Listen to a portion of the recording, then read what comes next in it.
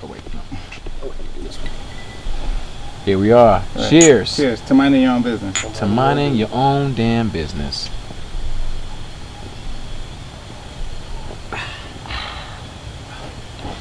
In Jesus' name, amen. Okay, with that being said, we're going to get this thing started. Welcome everybody to the Mind Your Own Business podcast with DJB. I am DJB, and my very special guest to my left is Tristen Ringler. What? Ringler? I said your last name wrong? It's fine. It's Winger. Winger? Yeah. Say it again, because I said it wrong that time too. Winger. Winger. One R at the end. Not Wrangler like the jeans. I swear to God, every time I see your last name, I think Wrangler with an I. You know what? That sounds like an opportunity for me to get into the jean game. Right.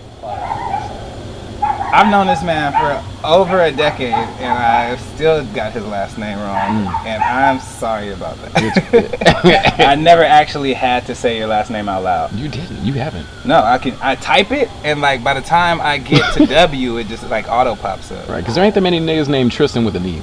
Right, and Tristen J, like your stage name is easier to, like Tristen J W, like you, the Google search options, like you pop up. Yeah, I do. Yep, absolutely. With a picture. What a picture. Oh, that's fucking tight. I ain't know that. Can you tell everybody who you are and what you do, please? What's up? Tristen J. Winger. I act, I entertain, and I'm an LA nigga. Right. That's how I know him, from being an actor, entertainer, LA nigga, because I too am an actor, entertainer, LA nigga. We have worked together on a whole lot of projects before he was popping, and a couple of projects after he was. Yeah. Oh, that's Danny. Wait, is that something you do every time? And oh, that's Danny. That's his handle. His social media name is oh, that's Danny. That's right. So I gotta pretend like I forget him, and then go back to introducing him. Except that one time where I did actually introduce him. Yo, that kind of reminds me of like on Jimmy Kimmel when like he always says, "Oh, sorry, we ran out of time for Matt Damon. Sorry." At the end, he does that every episode. He's done that for like 10 years or some shit. Yo, him and Matt Damon probably have the best relationship because of that. That's cute. So I wanted to start with Vince. I want to talk about Vince. Yeah, Vince. So, who's the writer on Bigger? So they do have a writer's room, but the creator is Felicia Mary. Okay. And season 1 showrunner, executive producer Devon Shepard, who is they are so fucking ridiculous and hilarious and intelligent as fuck. Like they're so damn funny.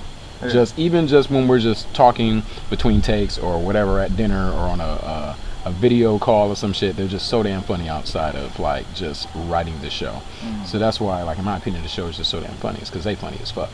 I was watching, I was like, whoever's writing this show, do they watch my story? Because I definitely am the DJ, and on the F Word, I had a whole season where I had a white girlfriend. That's right. That's right. I was like, yo, that's right. I'm so ashamed of how much I just relate to Vince. Like, why? Okay, so who is Vince? Like, why? What's so amazing about Vince? Vince is dope to me because like when we got introduced to Vince in the first season, DJ, he's like hella like he's real, like he's down to earth and shit. Like the nigga only uses vinyl. Yeah. Like he don't use USB, he don't use laptops and shit. It's like, nah, nigga, I got crates. That ain't his voice, but he's like, nah, nigga, I got crates. And I ain't bring no laptop, that's fake and shit. All these Apple Music DJs and shit. Nah, nigga, I got vinyl. Playlist ass DJs. Yeah, Apple Music ass playlists. And so like, but his style matched his fucking view of music and shit. Like this nigga wore fucking 3X tall tees, 4X tall tees, velour sweatshirts, old ass like Air Force Ones. After you film, you get to keep those stuff? Nah, I don't want them. I was gonna say, yo, you gonna RSVP to all the 2000s parties and be the flyest nigga there. Yo, that's true. If you could just keep your Vince clothes. I literally was thinking that, like, yo, he's gonna be that guy when he shows up to them 2000s parties. Yeah, I didn't even think about that. That would have been a good idea. At least a couple of them. That iceberg sweatshirt was kind of fun. Yo, that was in the second season. That one was fly as fuck. There were a couple outfits in the second season where I was like, yeah, I would wear that. Right. And that. And then especially like when we did our like key art, when it had on like the jacket that was green. It was purple on the billboard, but it's actually green and shit. Mm-hmm. That was a $800 shirt. I was like, I see why I like this. No wonder this shit feels nice. Like the clothes, everything about the damn show was fly. Clothes fly, music was fly, script was fly, acting was fly, everything was dope. It's fly. You know, it's funny. I was watching it with a girl, Mm-hmm. and she was saying how much she likes that show because the hair and the makeup on the women were on point. Yeah. And I was like, you are looking at this show through entirely different eyes than I am, because Yeah. I never would have noticed that. Right. But now we do. And shout out to Derek J and his team on the hair. So dope. Shout Right. out to all them. And I think it's dope because of you get to be front and center for BET Plus. Mm-hmm. And BET Plus, I gotta say the content on BET Plus is literally like a lot better than a lot of stuff we've seen on BET for a long time. You know, it's the premier service. Mm-hmm. Like when I found out that BET Plus was a thing and that our show was going to be on BET Plus, and then I read like the script for the first episode and saw what was in the first episode of the series, I was like, okay, they are doing BET HBO. BET meets HBO. I'm like, For yes, sure. this is the shit. This is what we deserve. Fuck yeah, let's get all this content on here. BET Uncut grown up. I mean, honestly, It's BET dope. Plus is BET Uncut. For sure. And like it's bigger seems to me that it should be the poster child of BET Plus. Mm-hmm. Because I watched the show for you. Word, thank you. And then I just started watching the show for the show. Mm-hmm. And with that being said, is the show called Bigger After Dicks? Why the fuck is the show called Bigger? Because that girl, like, the first episode, instantly, she was like, oh shit, I'm in love with the bigger dick. And that was kind of the foundation of the storyline for about 2.5 episodes. I was like, So, I mean, is this show named after dicks? It's not. That just happened to be a hook to get, you know, folks interested, and also just to be fun as fuck. Right. But like it's literally about going after like bigger things in your life. Bigger things may be a bigger dick. I don't know. But like for Vince, like the bigger thing is like better gigs, because the nigga is DJing at a strip club with nobody in it during the day. That just seems so damn depressing. He was dying. He's in there DJing with vinyl at 11 a.m. with the stripper on stage with a broken leg. Like She got a brace on. She had the whole brace from here to here, dancing on stage and hobbling around. Her name was Pepper. That shit was fucking jokes.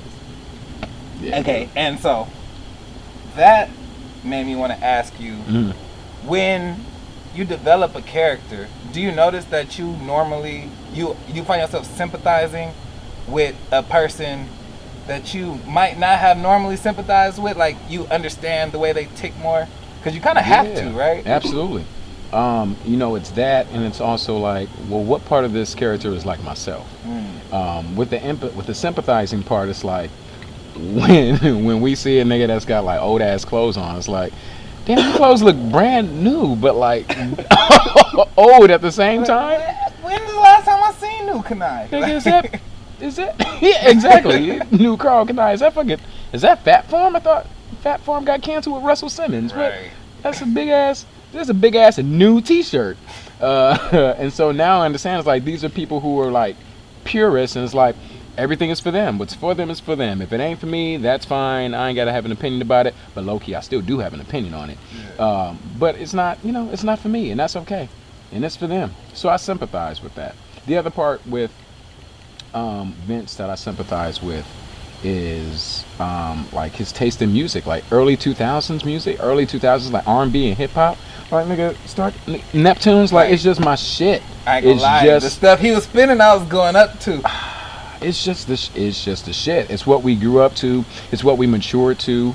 Like, when we turned 18, this was like the era. So like, it's my shit. And so when he was talking about this music, and when you know, that white dude at the strip club was like he was a Jewish father, and he was like, I want you to come spin at my kid's bar mitzvah. He's like, I love that, Nelly and Ludacris. And it's my son does too. We raised him right. Yeah. So it's just like, oh, okay, yeah. And I feel it.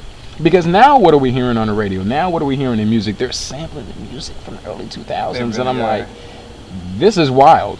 Because Kanye was sampling like 70s, 60s soul and shit. And now niggas are sampling 2000s R&B and hip hop. I was just talking about that with somebody else. Like, it seems like samples today are intentionally made so that the audience knows them. Like, it might have been a song you heard at the club last week that they sampled. You know what I mean? Whereas in the early 2000s, it seems like producers were going out their way to find samples that nobody even knew. Yes. They were crate digging a whole lot harder. Absolutely.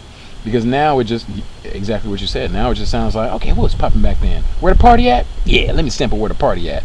Which, have I heard the sample of where the party at? No, I just might do it. But I've definitely heard like some Usher samples, and I'm just like, whoa, this is nuts. This is nuts. Jagged Edge samples. That's insane. Brandy samples. I'm surprised I didn't hear that many on Drake's album. I was like, oh, okay, cool. More Brandy samples? No, I just mean like more like samples. More samples that are like from a later era, from like the 2000s. But then again, it's Drake. That nigga's the innovator, so like we're not really gonna get too much of that. He did get throwed. True. True. That is the one. Yep. For sure. Yep. To kind of go back a little bit, what were you doing before entertainment? Like, what jobs did you have? Or before entertainment, the Apple Store. The Apple Store, for sure. That's exactly where I was going. Like the Apple Store, I was working at the Genius Bar at the Apple Store, repairing computers, phones, and relationships. Ooh. Right. Explain the last one. So like, I mean, not that Apple needs a plug, but like. With the Genius Bar, like, of course, like, you know, people come in with their broken screens on their phones. They have issues with their computer and shit. But, like, the third part is, like, repairing that relationship. The relationship that people have with their phones and with, like, the brand and shit. So it's like you empathize with the customer when they come into the store. Because a lot of times people go into, like, some electronic store and then, like, you know, they'll be ignored or, like, it's very transactional. Right. Whereas the Genius Bar is, like, yeah. And just, like, we're just, like, all right, broken screen, great, it's going to be $250 or some shit or whatever. But it's like, there's steps of service that Apple has that, like, makes you see the person, not just be like, transactional, see the product, here's the price, and pay it now. It's just, like, making it more relationship-y, which, like, is what I'm about, too. So that's why I was like, yeah, I like this. This is dope as fuck. And it just helps in life with just seeing people for people and not seeing people as, like, brands or, like, what we see on Instagram is just, like, these highlights and shit, so... It was on it. I definitely know. I came to the Apple Store like 8 times and seen you. I was like, hey man, so like, come on man, I'm trying to buy something. Like, all right man, good luck with that. I was like, no, this Apple just ain't letting you discount everything like that. No, I mean it's different now, but like back then, yeah, no. No, they radio me over the radio. They'd be like, listen, I know you know you have a friend in the store, but we do have other customers in the store. Just take your time, but we do have other customers in the store. They on your head in that walkie, huh? Yeah, but you know I get it. Right, and then was it a chill environment working at the Apple Store? Working at the Apple Store is the easiest job one can have because people are coming in the store to either look at the cool shit or to buy the cool shit, and all I got to do is just be like, hey, what's happening? You want to look at this cool shit? Want me to tell you about this cool shit? Want me to leave you alone? Okay, cool. Easy. Come and find me. My name's Tristen. I'll just be over here wiping this cool shit off. Like, right. Easy job. The pay was way more than... I won't say that because everybody's underpaid right now. For sure. But, like, the pay is way more than other jobs are offering. Probably, like, double what other jobs are offering. So it was, like, a dope experience, especially for, like, me wanting to follow my dream in entertainment. They were letting me go to auditions in the middle of my shift. Oh, and yeah, just that's like beautiful. I was like, thank y'all. So when because you're full time in your entertainment career right now, right? When were you able to do that? So in 2017, I auditioned for a sketch comedy show for BET called 50 Central with 50 Cent, and I auditioned for it. It was maybe like a week after my birthday. Sent in my tape, forgot about it, and then like a month and a half later, my manager called me. He was like, "Hey, so you booked 50 Central?" I said, "What's 50 Central?" He was like, "Remember the audition you did with all those characters?" I was like, "Oh, okay, cool." He's like, "Yeah, so you're gonna go out to New York for 3 months and shoot this show." I was like, "Okay." And my first thought was like, "Damn, all right, shoot. Well, maybe I could take a leave of absence and like take my leave of absence to go back to Apple." Da da da. Told my store manager about it. He was like, "No, you just need to. This is your opportunity." You need to go. He's like, "You know, I'm more than happy to welcome you back if you need it, but I just hope you don't need it." So, that's dope. well, you know, if you want to leave, we can do that. But I strongly recommend that you just resign. That's hard. And so I took a medical leave so I could get paid. So he was like, "All right, fuck what you talking about. I'm gonna take this leave anyway." And then eventually I turned in my resignation. I was just like, let me get these free coins though. Yeah, absolutely. Yeah, so that's when I was able to like leave my 9 to 5 and have a new 9 to 5. Isn't that right, Blue? Yes. What other jobs did you have besides the Apple Store? Before that, Best Buy. Before that was Apple, and then before that was Target. So I worked at Target for like 4 years, and I was a supervisor at Target, and that was fine. It was in West Hollywood. There was a lot of folks in there. I remember one time Brad Pitt came into Target with one of the adopted children, and and I remember they walked to the bathroom, and they were coming from the bathroom, and it was just so weird. It's like they knew folks were taking pictures because he grabbed his adopted child's hand and he was doing one of these. And it was just really awkward to me. I was like, no one else was like too camera ready for a walk through Target. Right, chest out, shoulders back. Anna, come on, son. Gorlami. It was just like, what is going on? Our camera phones aren't even that great yet. We're still on the iPhone 3G. What is this? It was just interesting, but that was fine. That was a fine job. That was when I hit my double figures, when I went from making like $7 an hour to $13 an hour. I was like, say that. I could buy a sandwich every hour. Snap, I'm buying new shoes. Go downstairs to Subway. Sure. And get me an ice cream from Ben & Jerry's. I don't have to stay on the $5 footlong list no more. That's right. No coupons for me. That's hard. Bye, Jared. What was 50 Central like? So 50 Central was cool as fuck. I met some dope ass people. Shout out to Vince, and I'm gonna get in trouble for remembering everybody's name as I sip my whiskey. Vince, Jazzy, wow, I feel terrible. Mark, wow, and wow, I feel terrible. A lot of times, so if sorry. you don't know everybody's name, you just say everybody and Yeah. don't name. And I started naming names because my character's name on 50 Central was Vince. And so I said Vince's name, and I was like, and now I got to say everybody's name. And Kia. I said everybody's name. And 50 Cent. Thank you, Mr. Cent. But 50 Central was dope as fuck. First of all, like, this is my first time flying. No, it wasn't. They flew me out. They first put time us getting up. flown to New York. My first time getting flown to New York. There you go. Flew out.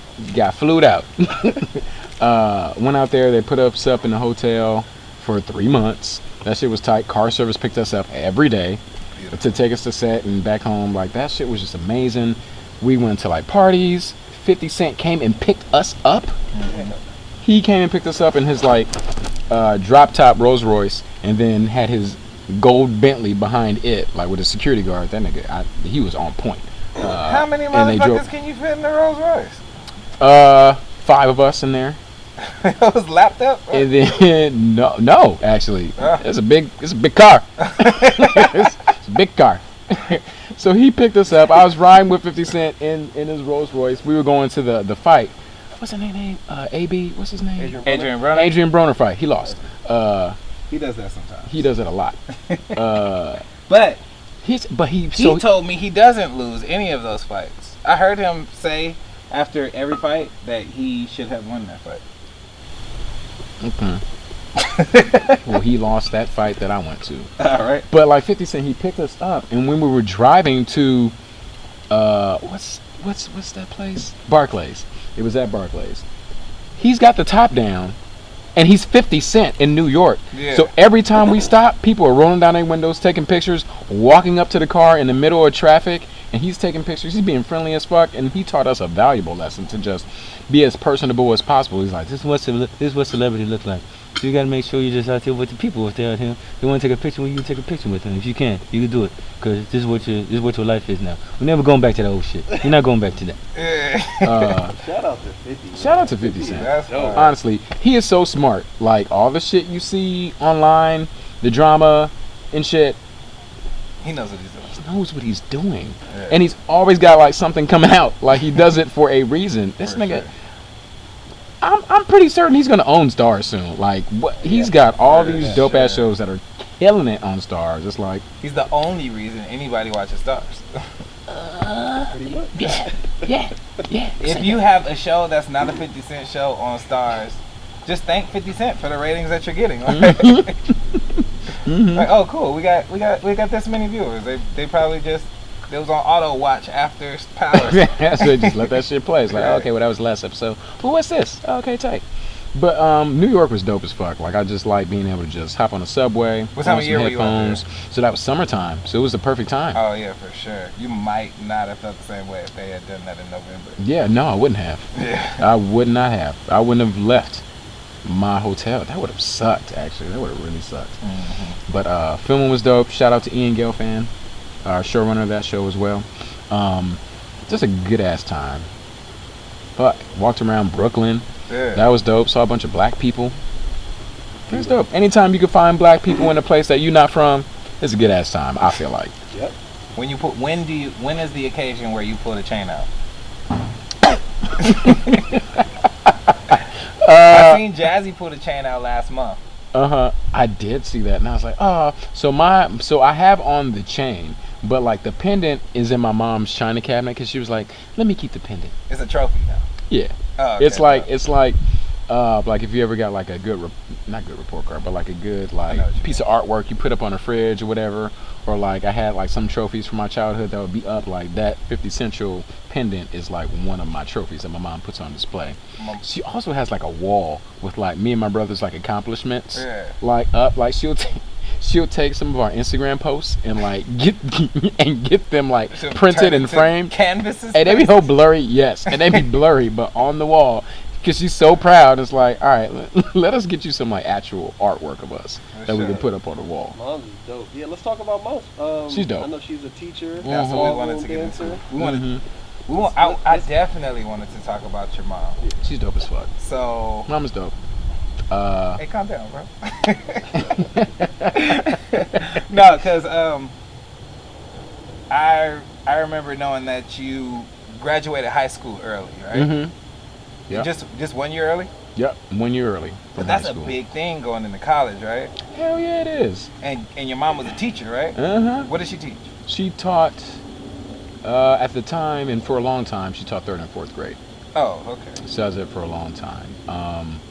But yeah, like my mom, she is an overachiever, so like that was like kind of put upon me, and so I just kind of had this idea of like how I wanted to do things. Like if there was a project to do. So for example, I remember in high school, 9th grade, Miss Lamb's class, we had to do these like cell. We had to do animal cell and plant cell like diagram or whatever. Okay. Just draw it, put it on a piece of cardboard, turn it in, get your grade. My mom was like, here's what we're gonna do. We're gonna get what is that? It's like a foam board, like a poster board, and then we took styrofoam and then we cut out shapes of cells, and then we used like hot glue guns and like the glitter glue to label all the parts of an animal cell and a plant cell, and then we took toothpicks and put labels on those. It's like, and this is cytoplasm, and this is a cell wall, and this is da-da-da-da. I don't know how I remember all this shit. That's crazy. But like she would always be like, no, let's go the extra mile, and that just was like ingrained in me. It's like, I want to do more, because this is basic and this is cool, and this will get me an A, but like I just want to do more, because like that'll help me with my creativity, and it did. Like we just continued to do that. I won first place in our science fair in high school every year except for my senior year, because I didn't compete. So I have 3 first place ribbons from the science fair. Shout out to Mom. Shout out to Mom. How'd that go? How'd that go getting you girls in high school? It didn't. It didn't. Like, of course, like I liked girls a lot, and I was kind of shy a little bit, and hella nerdy, and I just was into the shit I was into, and like I was really, oh god, I was really into girls. So I remember one time, let's see, I think this was junior year, and so I'm not gonna say her name, but I remember one year I was always in love. Like since I was in like second grade, I was always in love with a girl. And so in 11th grade, I was in love with like 3 girls. And one of them, I asked to be my Valentine. She was like, sure. And I could not believe that she said yes. I was like, okay, great. Went home, told my mom, I was like, Mom, I got a Valentine. What should I do? And she's like, oh, that's so cute. You got a Valentine? Okay, here's what we do. So we went to Bath & Body Works. And Bath & Body Works, fellas, they got these gift baskets that you could put together with all different scents. So it's like bubble bath and like the body spray and like some bath bombs and like some bath salts and shit before niggas started eating them. And it's like you could put this shit together in a gift basket and then put it together and then give it to the girl. So that's what we did. We went and got the girl I liked, my Valentine, a gift basket. Now my high school was strict. I went to King Drew Medical Magnet High School, Medicine and Science. And we had to wear black, white, or gold. That was our uniform. But on this day, I was like, you know what? It's Valentine's Day. If I'm going to get in trouble any day, it's going to be this day. So I wore my brown suede jacket, and I had some like Timberland chukka boots that were brown that matched my suede jacket. And I was like, I'm going to put it on Big today. Stepper. That's right. Put that shit on. Went out there, went to school that day on Valentine's Day. My Valentine didn't come to school today. There was my bag. She didn't come to school. I was like, so I'm walking around all day with this bag. That was like a Friday. Came to school Monday. I'm going to put this shit on again because for sure she going to come to school today. She didn't come to school that day either. Wore the same jacket. Oh, boots, man. The only nigga at the whole school without the uniform on. And still carrying a Valentine's Day gift. And she didn't come to school that day. Blatant Valentine's Day gift. Yes. She didn't come to school. Wow. Tuesday. Put it on again. Oh, shit. She was like, she coming back to school. She gonna see this outfit. She gonna be back. And then like, was King Drew that strict? Because you got away with this fucking outfit. I just kind of hid. Yeah, you know, you was kinda hid ducking from the security shit. and shit. Yeah. So the third day she that did adds come. a whole nother layer to it, though. It does. I'm committed. I'm committed as fuck. Third day she did come to school, show with my gift and my outfit and shit. She was like, oh my God, I totally forgot that we're Valentines. I was like, oh, okay, well, here's your gift. She's like, oh my God, I feel so bad. No, I can't take it. I was like, yeah, she didn't give me shit. She didn't give me shit. She didn't give me shit. And then like the next day after that, she like brought me like a gift card or something. I was like, oh, and the card. I was like, oh, okay, cool, thank you. Right. Hug. Maybe this was just didn't. What'd you go through, bro? After you found out she forgot about you on Valentine's Day. After you, like, in people's heads, you wore that outfit for 5 days because the weekend counts as a Friday. If you wore it Friday and Monday, you wore it all weekend, and everybody. This nigga had this shit on every day. Did this nigga ever go home? Like, he just roamed the halls, waiting for his high school. Right. Hello. Tuesday, the shit starts smelling different. Happy Valentine's Day. Hello. But in my, I think the best reference I can think of. Do you remember? Did y'all used to watch The Simpsons? Yeah. So the episode where Ralph Wiggum and Lisa Simpson I choose you. Yes, nigga. Like, Ralph Wiggum got his heart broke by Lisa. Jesus Christ. So and then hard. it was on camera, and Bart was like, "Look, you can see the moment when his heart got broke." He's like,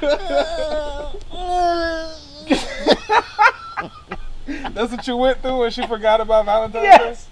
Because you stalled her out Friday, Monday, and Tuesday, right? Yes. He was like, yo, you gonna see me in this outfit because I choose you. I chose her. And she said, no. Because that was a popular song at the time.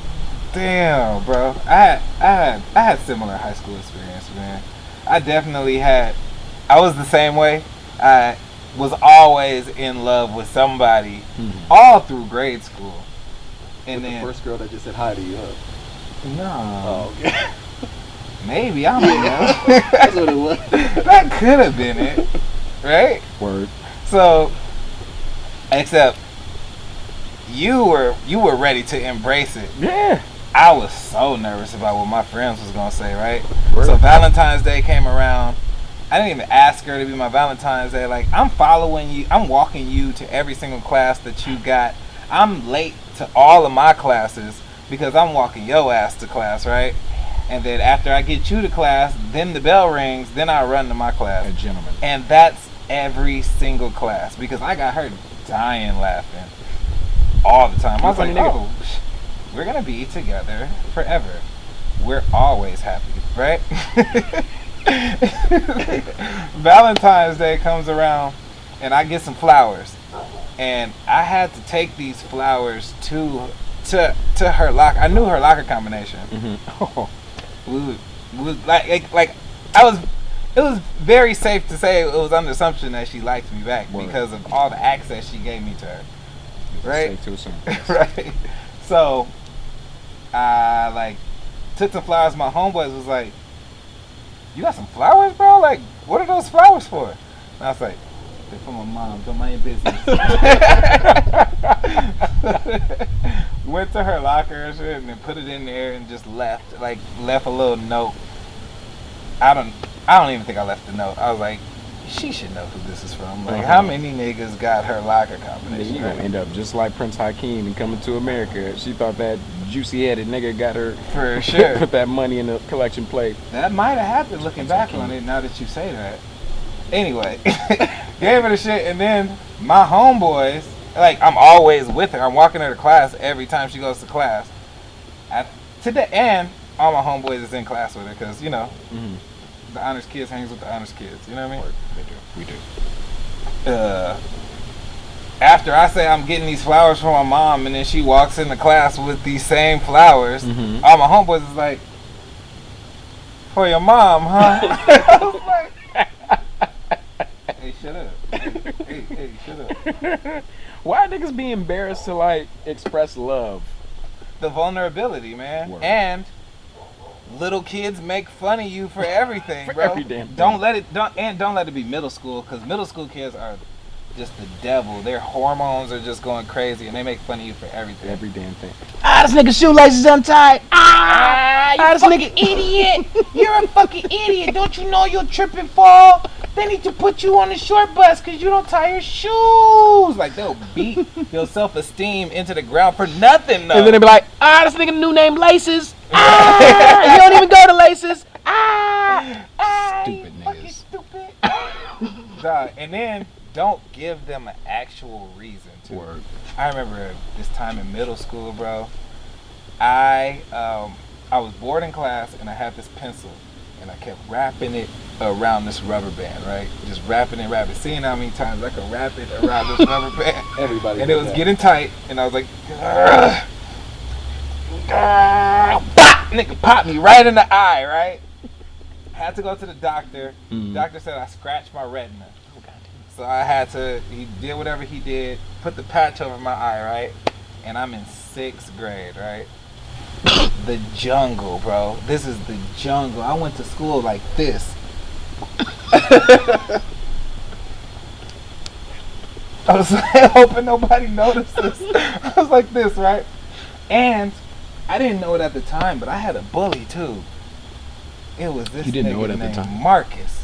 And he would bully me every day. Every time he'll see me, he'd be like, and then just start chasing me. And if he caught me, he'll just start punching the shit out of me, right? And I'll have to fight him back. But I was like, I wasn't trying to fight you every day, bro, because for some reason you just wanted to punch me whenever you saw me.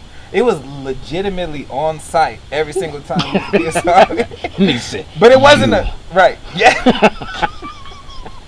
The funny thing is, that was about 90% accurate. Like, he would look at me and like his nostrils would flare and his eyes would get bigger and I would just run. And looking back on it, he was not my friend for that. No. Did y'all ever hang out? Did y'all ever have a conversation? I think. I don't know. Well, maybe. You like brass knuckles? But So Marcus was chasing me one day because that's just what he did in the mornings. And It's cardio. Just come to first period, musty as fuck. Start the day smelling like shit. So then I tripped and fell in front of this class of 8th graders, and then this came off, and it was like, "Ah, he got an eye patch on! He got an eye patch! One eye Willie! One eye Willie!" Right? I was like, oh no, they're gonna call me One Eye Willie for the rest of my life. They didn't call me One Eye Willie after that day. They didn't even know me. Like, the 8th graders and 6th graders just did not associate with each other in middle school. Like, it was just like a whole nother level. 8th graders were trying to be high school kids, and 6th graders were acting like they were above elementary school kids. Absolutely. So like, they were kind of in 2 different lanes, but they took advantage to make fun of me that time. Word. But like, I just said all that to say, like, middle school kids are the worst. High school kids are a little bit more mature, but they're still horrible too. I can't imagine high school kids now, cause like, nigga, there's Instagram and Twitter and TikTok. Like, I can't imagine having all this shit in high school, and also like them niggas use Snapchat. I don't use Snapchat. I don't use that shit. I know they be getting jokes off on Snapchat and other shit. Like, going in on somebody at the school for a day. And you can't get in trouble. Putting filters on this nigga. Like, look at this nigga. You got dog ears. Yo, dog face ass nigga. Don't let it be that popping kid, like the kid that got 70,000 in 10th grade. In high school, nigga. Like, and be a bully. And have a fucking verification badge. A blue check bully? In high school, nigga. Blue check That's bully. the thing. The blue check bully. That's disgusting. I feel like you should not be able to get a verification badge until you turn 21. I hope that's a thing. I hope that's a thing. But like, you know it's not. You know it's not, though. Because like, that's like classism in high school. And niggas like, oh, that's Tyrese. He got a fucking verification badge. I don't know why Tyrese would have a verification badge, but that's his name for the purpose of this fake student that I just made up.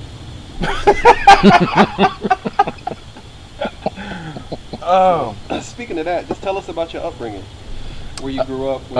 Here, nigga. I'm from down the street. South Central LA, born and raised. What part of South Central? What part of South Central? What gangs was near where you was? Man, I still live here. Yeah, me too. It's the 40s. Oh, okay. It's the 40s. Yeah, makes sense. Some Crenshaw type shit. That's close. But man, my upbringing has been, again, shout out to mom, because like, I live in a house that her and her family grew up in. Mm-hmm. So this house has been in our family since 1970. Beautiful. And it's 2021. So that's what, 51 years? If I'm 51 years. Because I know math. Yeah, and so like, in order to like, some good math. I didn't double check it. Yeah, man. I'm gonna look back on this episode and see if it was actually good math, but it is. Okay. Yeah, trust me. All right. Thank you. You're welcome. But like, shout out to my mom, because like, she's a teacher. She went to Crenshaw High School. She got to see the world because she toured ballroom dancing, like, and so she wanted that experience for us. She wanted us to have an experience outside of our neighborhood, and so she always found like shit for us to do, whether it's like t-ball or like we showed an interest in skateboarding and inline skating. So she bought me my first skateboard and bought my brother his first pair of like she bought us both our first pair of rollerblades. And we would like go to the beach. We go to Venice Beach and just like skate all day. Come back home musty as shit. Yeah. But we just be out of the neighborhood, just seeing different shit. She would take us to shows. I remember we went on a road trip to Las Vegas and Laughlin, Nevada, and we went to shows in Las Vegas. We saw what is the name of that show? Can't remember. Oh well. Cirque du Soleil was one of the shows we saw. But like, she just gave us different shit that sparked our interest. Yeah. Like, which is why like I'm in entertainment, and my brother is also in entertainment. He's just not in front of the camera. Right. Like, it's just because my mom was just like, cool, let's see what you like, what interests you. Shout out to her. So I wanted to ask that because usually when people have parents that are educators, they emphasize like stability in the workforce. A lot. 1,000%. You know what I mean? 1,000%. But your mom also was a touring ballroom dancer. Yeah. So like, what is the encouragement like with your mom as far as you being in an entertainment space? Because the stability here is just like non-existent. Work. Until you reach a certain level, which I'm close to. Is it that? Is it? Maybe. I mean, we'll see. Right. Once I get there. And now you almost there, bro. I feel like I'm close. I'm so close. For sure. But like, I remember right before I booked Bigger, like. Stop licking me. People are watching. Yeah. Side note, I watched the one with Animal, and like she was looking the shit out of your knuckles. I was like, this nigga must got some salty knuckles. That's just what she does, man. But like prior to booking Bigger, like it was in between 50 Central and Bigger. So like we didn't get renewed for a second season for 50 Central, and that was in 2018. And then I didn't book Bigger until March 2019. So in between that, it was like, I need money. Yeah. So like, I was like, well, I'm not gonna go back to Apple because like, I'm not going backwards. So I was like, what can I do? I guess I'm gonna drive for Lyft. I'm just gonna drive around and make money and pay my bills. Yeah. So that's what I did. Even like, I remember like right after my auditions, I got in my car, put my little light bar on my fucking dashboard and drove around for Lyft. And then I booked Bigger and then threw that shit away. So during that time, like my mom was like, you know, Trist, I know you love acting and entertainment, but maybe you should see if you can get your job back. You know, you have to pay your bills. You know, you always have a home to live. We're never going to throw you out, but like you need to be making money. But in my mind, I was just like, I can't go back to clocking in because that's one that's going backwards, and also like that ruins my momentum. And so I had to just hear those words over and over again from my mom because she was concerned. Yeah. Because, you know, our parents don't want us to struggle. They want us to succeed. They don't want us to have to face any kind of a hardship. Yeah. And so, like, my mom was no different. She wanted to make sure that I was able to take care of myself. Because otherwise she was going to do it, but she didn't want to have to do it. I get that. So, like, I did what I had to do. I took classes when I could. I put shit on the credit card and paid that shit off eventually. Right. But yeah, so she's very supportive. I feel like she has Google alerts turned on for my name because she be telling me shit like. Mamas do that. I think they do. Mamas I think my mom does because she be like, "Hey Tris, I read that article before I even like posted it or said anything." And I'm just like, do you Google my name every morning? Or do you have Google alerts turned on? Because I have them turned on for myself so I can just see shit.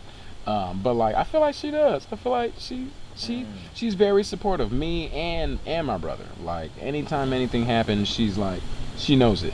So you got Google alerts on for yourself? You stay on top of your press? Yeah. I mean, I know that you have you're heavy on social media. Yeah, I've taken a little step back though, just because it's getting a little nasty and strange. So like, I've taken a step back.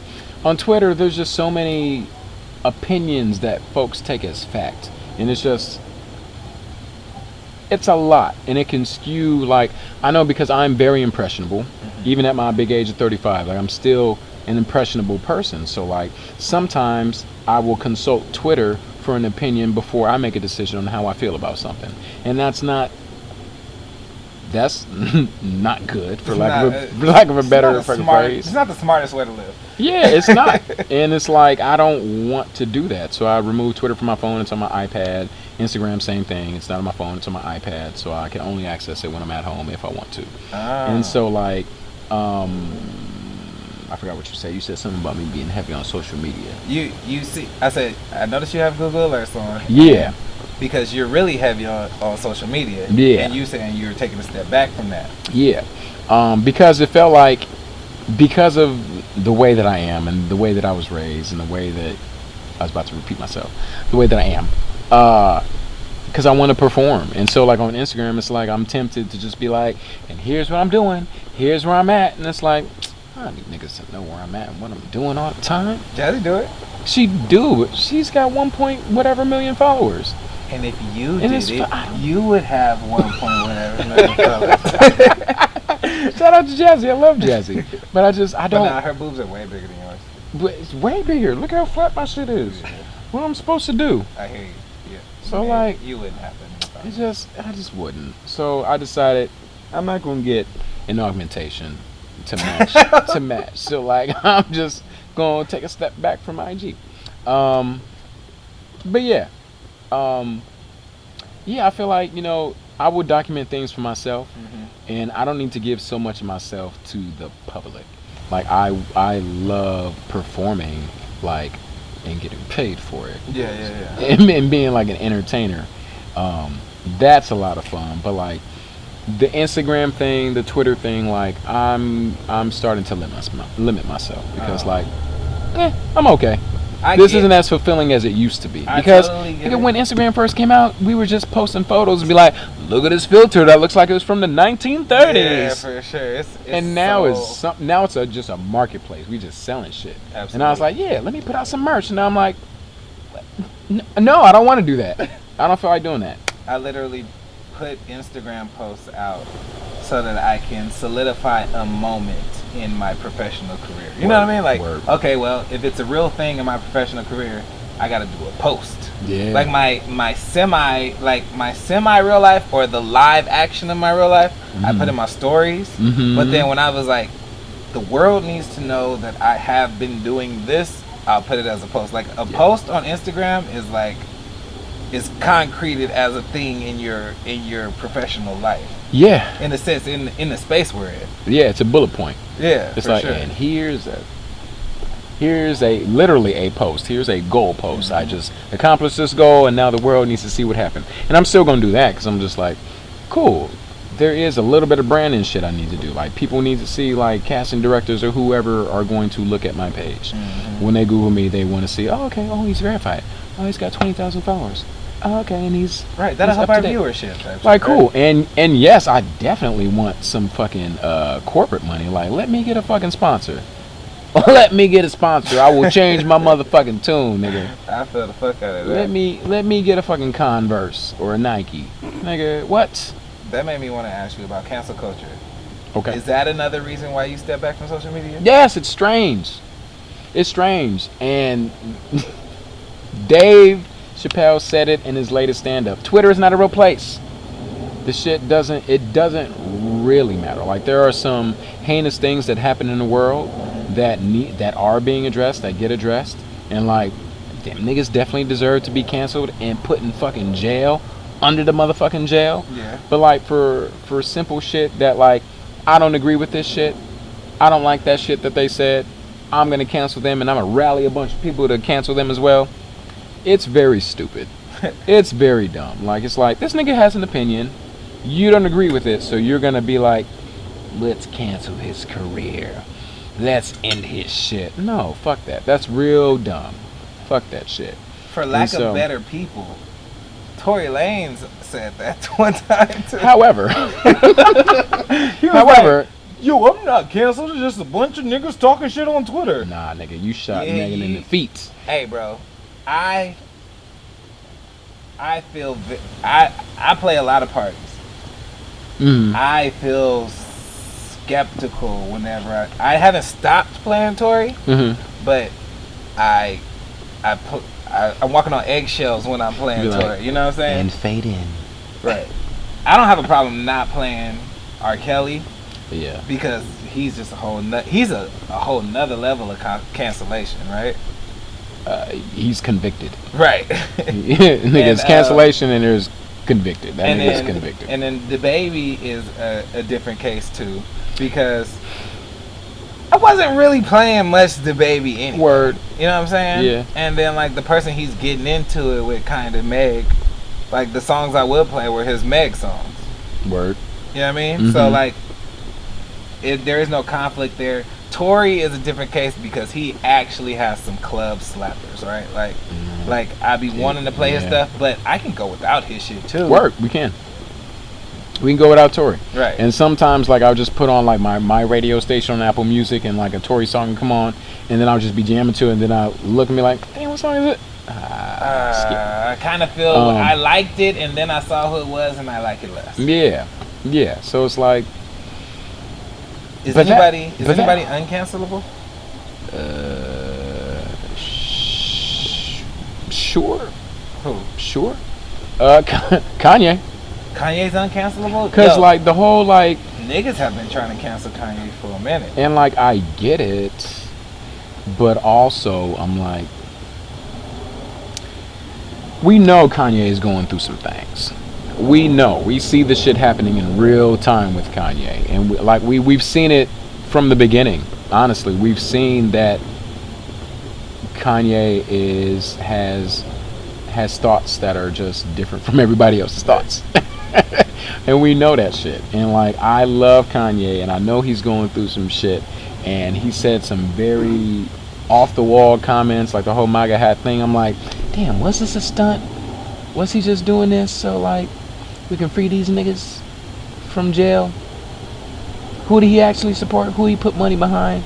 Right. And then I'm like, I don't care to look into it that much. He didn't do anything to physically harm anyone. He said some very hurtful things. Slavery was a choice. It's like I get what you're saying, but that's a big ass reach, nigga. And if I was his friend, I'd be like, that's a big ass reach, nigga. Real fact. You know who hates Kanye? Who? The entire Joke family.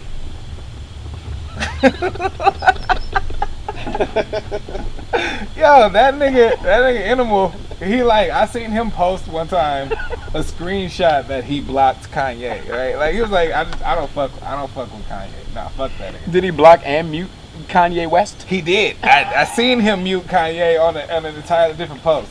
And public beefs, yo, this nigga Joe goes in on Kanye only. Like, I've never seen her go at I've never seen her go at somebody blatantly outside of Kanye. Like, when she was like, you know, this fashion is just like Kanye. I like Kanye being black when it's convenient. Like, that shit.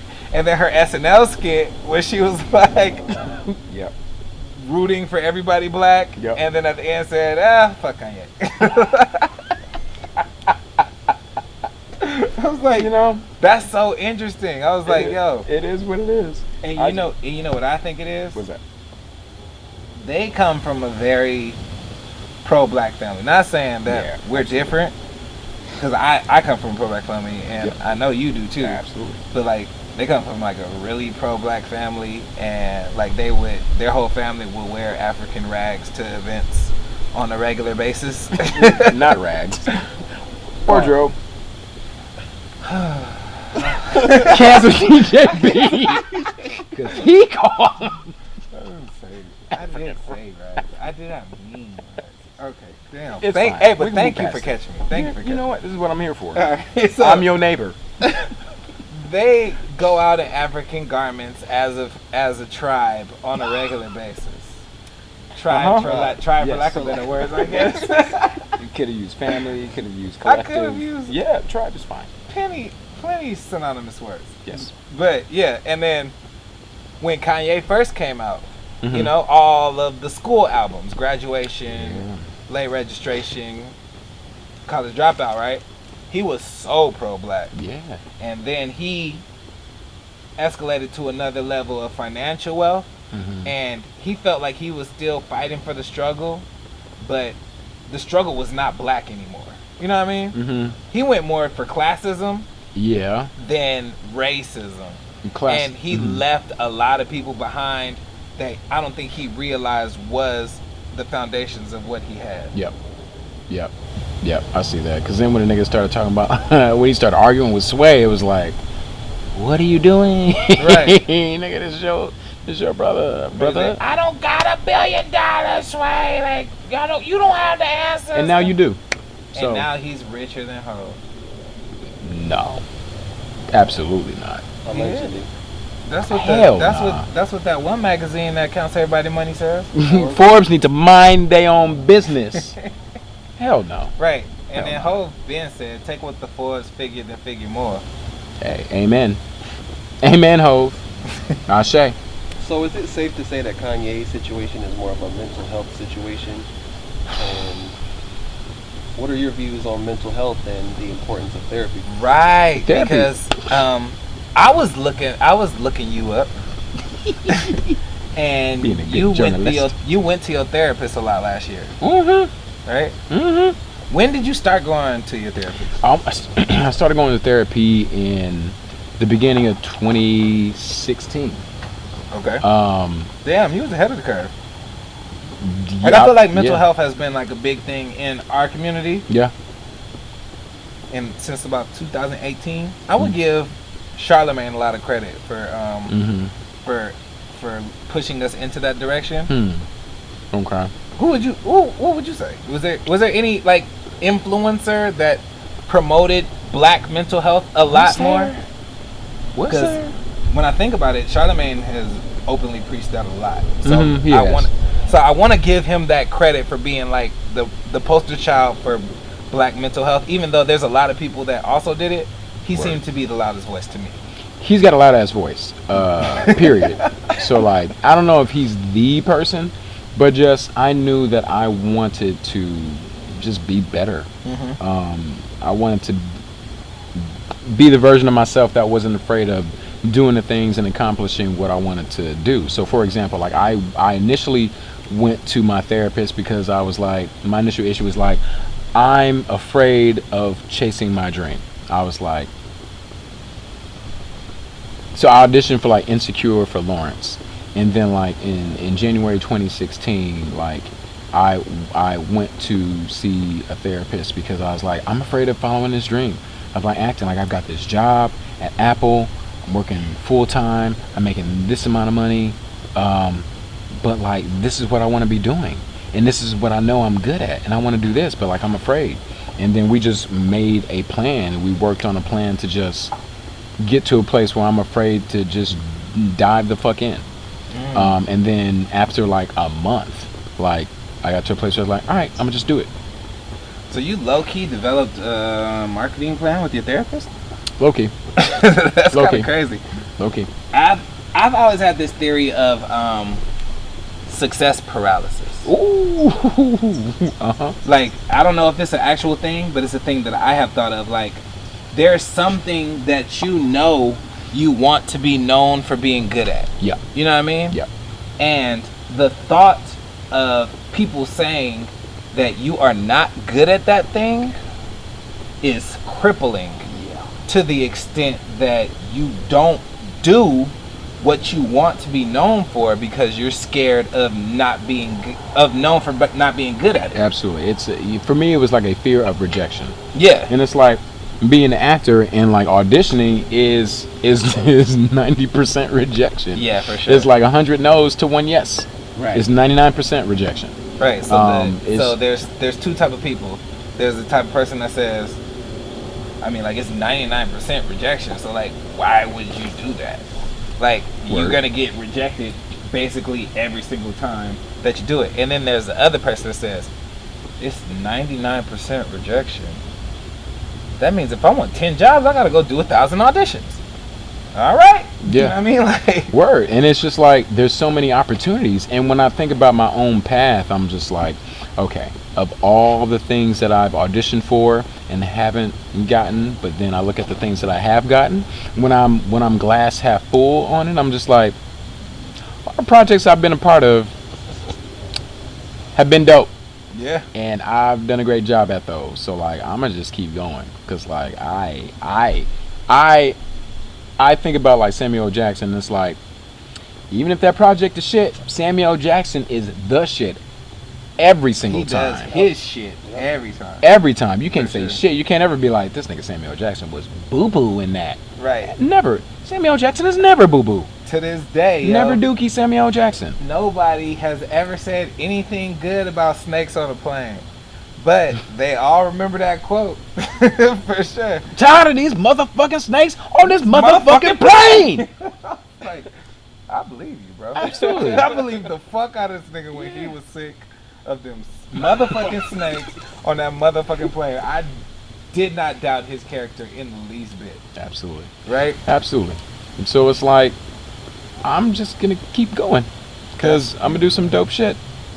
So I'm gonna be dope, whatever it is that I do. I don't know if you remember this moment on Twitter when I told you that your character on Insecure is gonna go down in history, bro, as one of the best portrayed characters of all time. It's like so iconic, like especially in black culture.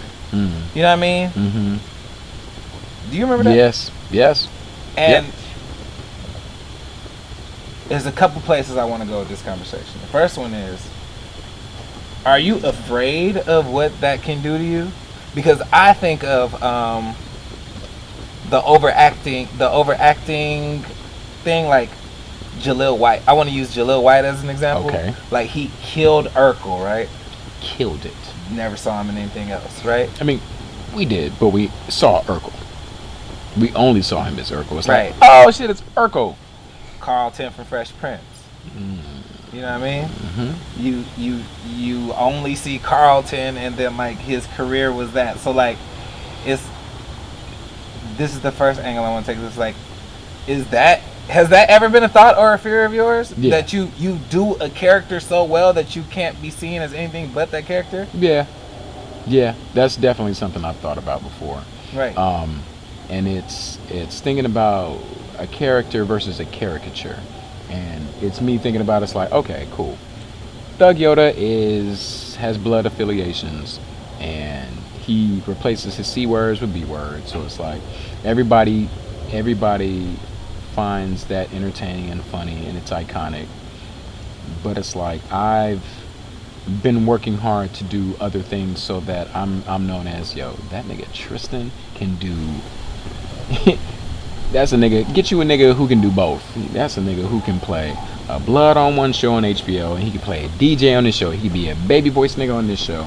So it's like, so far, I think I'm doing well at working against that. Like, my most iconic role, I believe, is Thug Yoda, because it's HBO. It's a huge platform. The platform is but there are a lot of folks that are like, yo, but baby voice nigga, and there are a lot of folks who are discovering Bigger, and it's like, yo, Vince is fucking hilarious.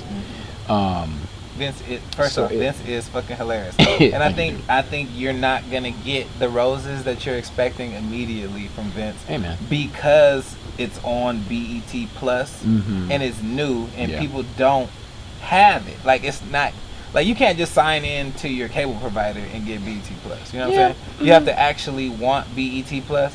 And I want to tell everybody right now that's watching this, it's worth the free trial for sure.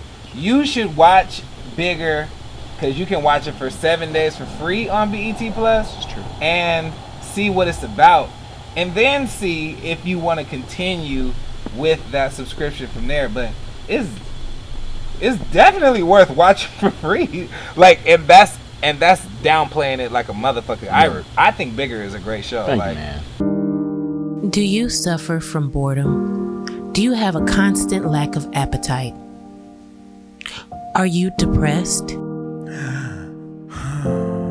I'm depressed.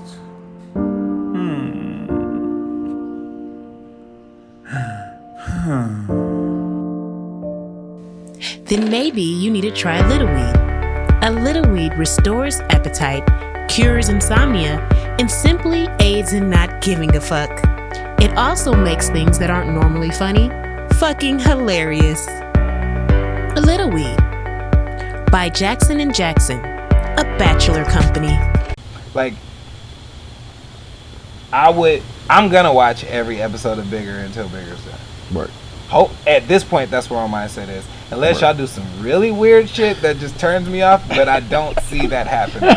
You know what I mean? But like, cause like I can't call what the writers are gonna do. Right. But the way the momentum's shifting, there could be little nuances in the show that I don't agree with, but the storyline as a whole, I'm connected to, because I'm in season 2, and I've watched all of them. I was like, I'm here for this. I want to see what happens. Like it's better than I expected it to be. For sure. I think it surprised a lot of folks. It's I think it beautiful. surprised a lot of folks, just because a lot of folks have an expectation of BET and BET shows, and then they see something that's like, well, this isn't what we've seen before. It's better. It's better. And I would, in my reality, Bigger would be the front and center show Mm. of BET Plus, Mhm. but I think in the public eye, Sisters is bigger. Mhm. But I think BET Plus, in my personal opinion, bigger is a better representation. Got you. Mainly because I think that Sisters is a Tyler Perry flex. Absolutely. Even though the talent on Sisters is really good. Like, the Mhm. people they have on there is really good. Shout out to Novi. That's my nigga. That's my girl right there. Shout out to And Novi. she is killing it. Mm-hmm. And she's not the only one killing it. You know what I mean? Yes. Right? But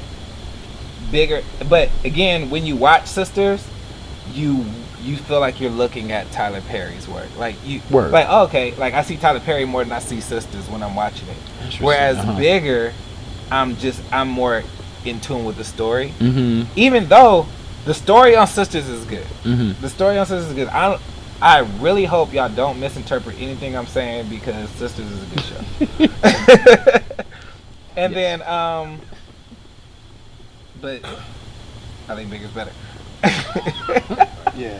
One thing I wanted to ask is, like, where do you get your inspiration from like acting? Because what I get personally Mhm. is, like, I view you like a Lorenz Tate, where you can get a Mm. Menace to Society and you can get a Love Jones. Like, your Word. range is I so. received that shit. But you're great at what you do. But You like that? You like Thank the you. comparison to the I Lorenz Tate? do.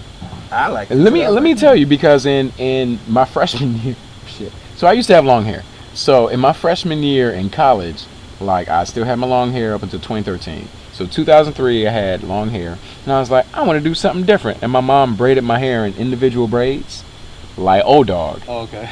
And like, niggas were calling me O-Dog in my freshman year in college. And I don't have any pictures, and I wish I did. Damn. But like, that Lorenz Tate comparison is excellent. So when people called you old dog, you was like, yeah. Here's the thing. I hadn't watched Menace to Society, so I didn't know what they was talking. I mean, not Menace to Society. Yeah, it was Menace to Society. At that time, I hadn't watched it, You because didn't know what also they were like, saying. yeah, because my mom wouldn't let me watch that. So like, I hadn't seen the movie, so I didn't know what they was talking about. I was like, yeah, O-Dog, yeah. So, and then I saw it, I was like, oh, it's me. Oh, that nigga's O-Dog. Okay, I get it. Okay, for sure. But yeah, I like that comparison. Jeffrey Wright is an influence, absolutely. Even dudes who are like in my same age range, so like Yahya Abdul-Mateen, like, dope as fuck. Any black actor, Jonathan Majors, like, when I watch the shows or the movies that I want to be in, like Lovecraft Country, I'm like, yes, these are shows that I would love to be a part of. Fucking sci-fi. Who do you Hell think you yeah. could have played in Lovecraft Country? I have no idea. I have no idea. That wasn't the one. But I understand the yearn to want to be in something like that. Yeah, But absolutely. I don't see a role that you would have done. But Me either. if you would have got it, I know you could have took it there, because I haven't, at least somebody I know personally, widest range, bro. Like, Thank you're killing it on the range, bro. Like, So I will say this: I did audition for Lovecraft Country. I auditioned for the brother of, he's in the first episode of Lovecraft Country. The brother of Journey Smollett, who was only in the first Jussie episode. Smollett. No, I did not audition for Juicy Smollett. I did not audition for him. I auditioned for her brother on the show, who ended up being an older man, and originally that was supposed to be, the character was different, and I didn't sign an NDA, so the character was supposed to be like, he had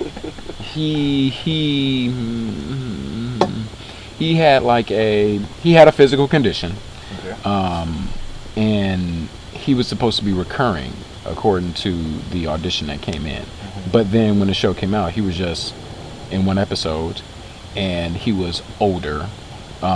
So it was a different character, and so that made me feel like, okay, great. I didn't miss much. Yeah, Right. it's fine. And also, like, it was just a different energy than what my energy is. And I've been learning lately that what's for me is for me. And it's like, that character was not my energy. Like, I could have portrayed it, but like, it wasn't for me. Right. It was for him. It's cool. I got to be Vince Carpenter, so right. I'm straight. in this episode of Bigger. I'm sorry that I keep talking about Bigger. Nigga, I'm no. sure you're not, Run I'm it sure up, you're not nigga. mad at this. It's mainly because I've been binge watching it ever since you said yes to be on here.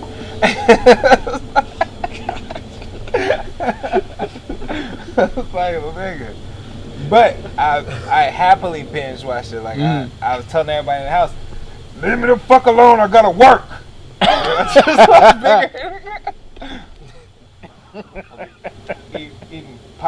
Eating popcorn off my belly and shit. But fuck. No, the kind of like. Oh, Bigger. This season of Bigger takes place post-pandemic, right? Mm-hmm. And what do you think of that representation in film? Like, I think it's important because it's telling of the times that we're in. You know what I mean? And it's important for media to do that. Whereas there's other shows that kind of allude to it. Yeah. And there's other shows that do a horrible job, even trying to it. There's horrible jobs trying to allude to it, and then there's other shows that just ignore it altogether. Yep. Like, for example, Shameless on the last season did the mask and all the pandemic-y type of stuff, but they went in and out. Like, they didn't stay consistent with it. Like, I feel like on Bigger, they're very consistent with the times that we're in. Like, whenever they go out to a restaurant, you see people get like their thermometer checked and shit whenever they walk into the restaurant. Whereas Shameless, sometimes in the last season, they were this episode everybody had on masks, next episode nobody had on masks, and then there was also other shows like Your Honor. Did you watch Your Honor with Malcolm in the Middle's dad? Bryan Cranston? No. If that's what you want to call him. I call him Breaking Bad. Breaking Bad dad. Heisenberg. Yeah, Heisenberg's new show. But, like, in that show, it was completely normal the whole time, right? No and masks. then there was, like, one court scene that was like, and in these times during this pandemic, you know, he just, like, acknowledged it in court one time. Like, but there was never any signs of what's actually going on in COVID. Niggas didn't have on masks? Never had on masks. Even in that courtroom when he mentioned the pandemic? Even in that scene, nobody had on a mask. And then he randomly mentioned it in dialogue. I thought that was so fucking weird. And I think it's because I'm a creative and I'm in this industry. Yeah. And I was like, this scene, like, it even opened my eyes that, like, this was not a post-pandemic show. But then you guys brought in the pandemic, but you have given no pandemic aspects to this show. I thought that was really weird, even though I thought that show was stupid amazing. I need to watch it. It's up. Like, Malcolm in the Middle's dad, 2/3 of his career is amazing because he's only done 3 things since the beginning of time. This is not true. These are not facts. Bryan Cranston is his name. Right, yeah. He's done Malcolm in the Middle. He's done Breaking Bad, and he's done Your Honor. He's done more. 66% of that is top tier. Yeah. It is top tier. And he was the shit on Malcolm in the Middle. He was. The thing that keeps coming to my mind for Bryan Cranston is when he was speed walking. He had on the outfit. Ridiculous. You have acting range to like Malcolm in the Middle's dad. Thank you. Because he went from Lorenz Tate to Bryan Cranston. You know what? I take it. The nigga got Emmys. Those are if compliments. Lorenz Tate and Heisenberg had a gay baby, it would be you. Not that you're gay. I'm saying the act of them making a baby would have to be gay. That baby that was produced through. Gotcha. Yeah, yep. The baby that was produced through their gay attraction. But you can't say the baby. The baby. The baby. All right. Said baby. Could be you. Like, Ye you know baby. Ye baby.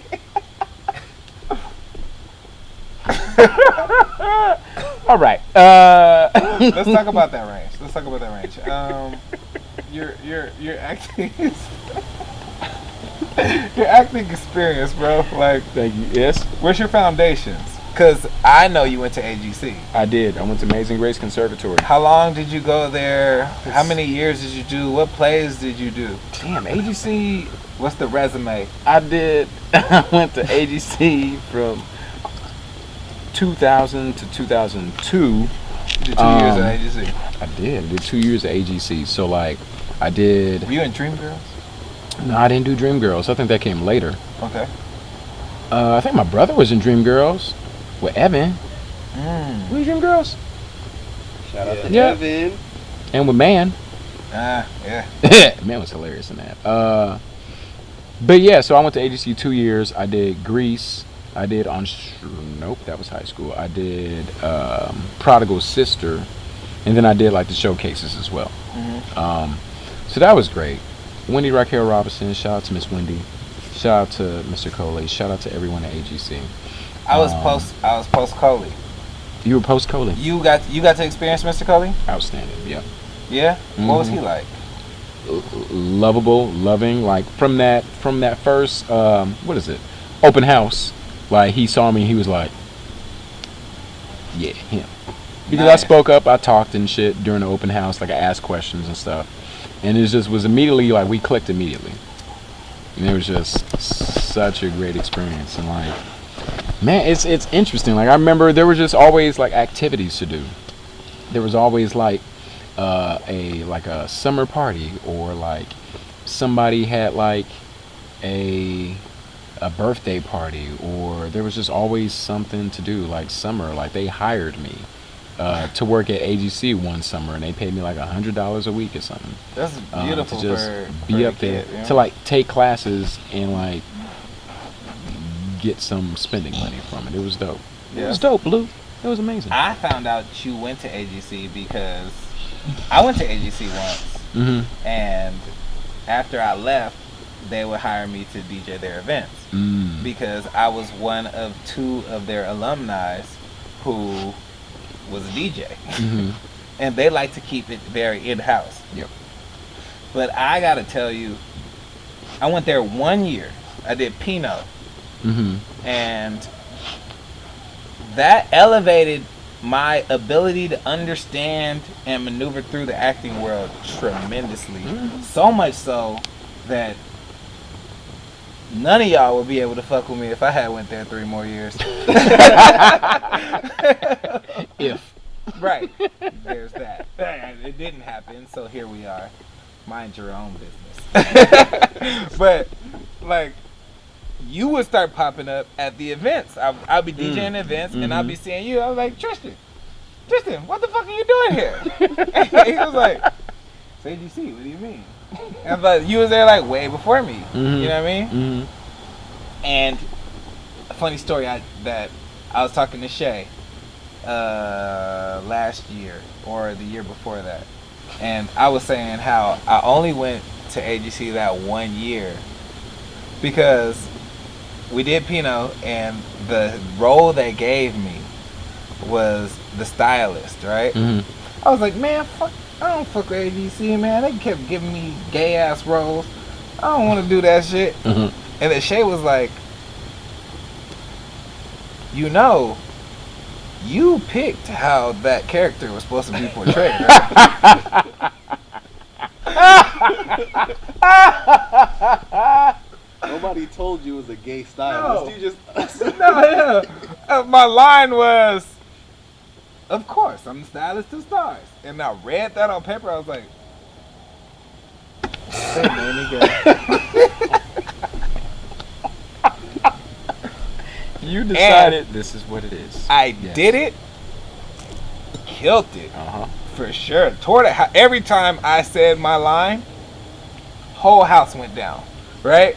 Even in practice, I said my line, and Wendy was dying laughing. She was like, whoa, whoa, whoa. And you know, Wendy be lost. She be extras with any of her existence, right?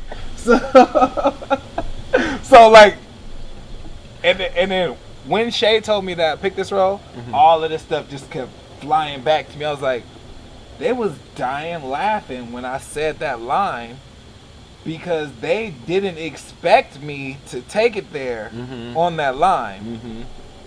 But when I read that script, I saw nothing else but that. I was like, that version. Oh, okay. It's a very flamboyant, colorful homosexual that's good at his job. Like, you know what I'm saying? Very, very meticulous person. Like, you know what I mean? I was like, okay, that's what I gotta do. And then I did it, and I killed it. I brought that shit down, and then I never went back again. I was like, no. You typecast. I don't want to get typecasted. It's like, for something don't keep putting me in this box. You typecast yourself, man. And I typecasted myself, bro. I was like, I did it. I killed it. I even came to the conclusion that this is all I can do. And shunned the whole entity because of all of that. Right. Kudos to you. I was like, yo, I'm fucking retarded. I'm special. Oh man, don't cancel me, y'all. I'm sorry. Speaking of retarded, that's another thing I want to go back on what I said earlier. One of my favorite acting jobs is Robert Downey Jr. in Tropic Thunder. Yes. Right? Yes. Absolutely. Because he dressed in blackface the entire time, and I was not offended. Me either. And I was ready to be offended. But then I got lost in his character for a minute, and then I got snapped back into like, oh wait, that's him in blackface. That's funny. Right. And there was a scene when he said, "You never go full retard." Like he was talking about how Tom Hanks did Forrest Gump, and like Forrest Gump has special abilities, and for some reason that scene made me think of you because you engulf characters so well. You saved it. Okay. That's great. No, I swear to God, that that's what I thought of. I thought of Robert Downey Jr. in Tropic Thunder when he said, "You never go full retard," and I was like, Tristan's gonna be able to relate to this because you. I know how this sounds, but y'all get it. I get it too. I'm just real silly. But like, you engulf characters so much. Do you dial it back a little bit ever, or you just go for it and be like, I know what the fuck I'm doing. Like, I'm gonna do something completely different on the next one, so I'm gonna engulf this one completely.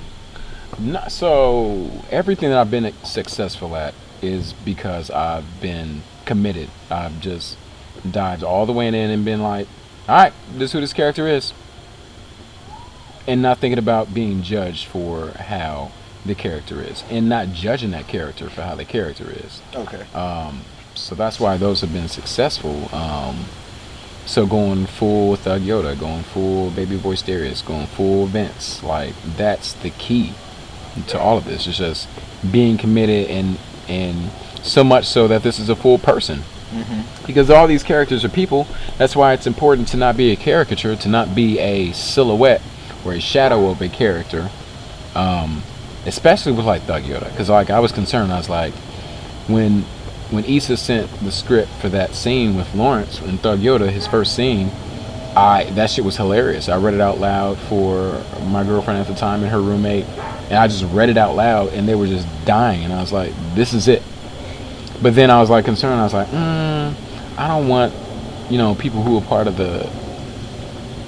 that community to think I'm making a mockery of them. Right. And so I was like, okay, Thug Yoda is a father who happens to have a gang affiliation. So he's a father first. He's got his daughter who he loves so much, who he would kill for, but also like, we about to watch this bear stuff. Yeah. And so it's just raising his daughter the way he feels is the right way to raise his daughter with the way he was raised. Yep. Exactly. And so, like, it's just important to just be committed to whatever it is. And that shit works. Yeah. It works out. For sure. Yeah, aside from like the acting and everything, talk about doing stand-up. Oh, have you ever done stand-up? That's what I wanted to know. Like, you're funny as fuck, and I know you're a comedic actor. What's up with stand-up? Damn, y'all like the 16th people to bring this up. Damn. Like, all right, scratch this. no, and the reason why I say that is because when you said that, like, stand up is so scary to me because it's just you on that stage, and like your point of view, your perspective, your stories, your jokes. Like, my favorite version of stand up are the storytelling stand ups. Like, hilarious. That's my favorite shit. I love stories. And then they come with a punchline, or they like do a callback from like the beginning of the set. Like, that is my shit. And it's like a drawing getting drew. Like when a successful callback happens in comedy, I'm like, that's the most beautiful art I've ever seen in my life. Yeah, that is amazing. It makes me feel smart because I was there since the beginning to see the first joke. Right. So they're calling back to it, but like, I knew it, y'all. I remember that. I knew that shit. This is an inside joke between me and him. Right. And so, like, I love that shit. And I've been asked about stand-up before, and it's so scary to me. And, like, I'd be a big hypocrite if I was like, man, I'm going to never do stand-up. But I'm eventually going to do stand-up. Mm-hmm. I'm also, like, someone who wants to plan shit, so I definitely got to write the shit out. Fuck. So it has to happen because people keep asking. And, like, I know one of my fears through therapy is like the fear of like failure. So I'm like, everybody bombs. I don't want to bomb. But I feel like once I bomb, like, I'll be like, I bombed. It's just like these auditions that I didn't get. Yeah. I will survive. I'm okay. I don't know. If I'm safe. I don't know if this is gonna help you, but I definitely try stand up. You have? Absolutely. How'd that go? So, there's a couple dynamics that you need to understand when you're going into stand-up. Mm-hmm. You're going to start on open mics. Mm-hmm. The only people that are at open mics are other aspiring comedians.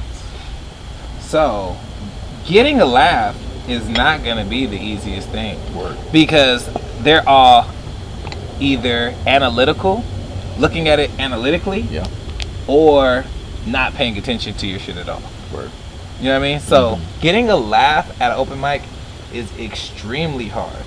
But if you can get a small laugh at an open mic, that will kill at a regular room.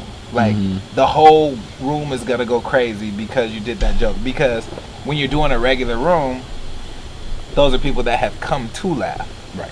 You know what I mean? But all open mics are only other comedians trying to get on the mic. Mm-hmm. Nobody says, "You want to laugh tonight? Let's go hit open mics. These are amateurs." Yeah. Nobody does. Nobody does that. Right. Yeah. So keep that in mind when you're working this out, because there's some things when they're undeniably funny, they're gonna do well no matter where you are. So if it does kind of well, it goes very well on an open mic. Because the first time I did an open mic, I killed that shit. Everybody was laughing. I was like, thank you, God. You finally showed me why I was supposed to be here on earth. I always knew I was funny. Everybody always tells me you funny. Niggas be like, DJB, you the funniest nigga I ever met. I be like, yeah. Right? So then I was like, it's all making sense. I'm fucking retarded for waiting until I'm 28 to start doing stand-up, and I could have been famous by now. I could have been Rolls Roycing by the time I'm 28 if I would have started open mics when I was 17. You know what I mean? You could be Hannibal Buress right now. I could be Dave Chappelle. Yeah. Chappelle. But so I did that first one, right? And I was like, oh, this shit is easy for me. You feel me? I do this. Went to the next 7. Horrible, bro. Oh, the worst. I did no good ever since that first show. And there was one show I did so bad on that show that people laughed at how unfunny my joke was. So I said a joke, and I was like, and that's why his name was Burgundy. Do you remember the joke? No. Yes. Please tell us the joke. Fuck you. So I said the joke, and then I said, number 9. And they were like, and then there was like 7 seconds of that silence of me just standing on the stage. Cut deep, huh? Breathing, and the people breathing back at me. And then somebody started dying laughing at that. And then everybody started laughing at that person laughing. And I was like, God damn, it's hot up here. I did not say goddamn it's hot up here.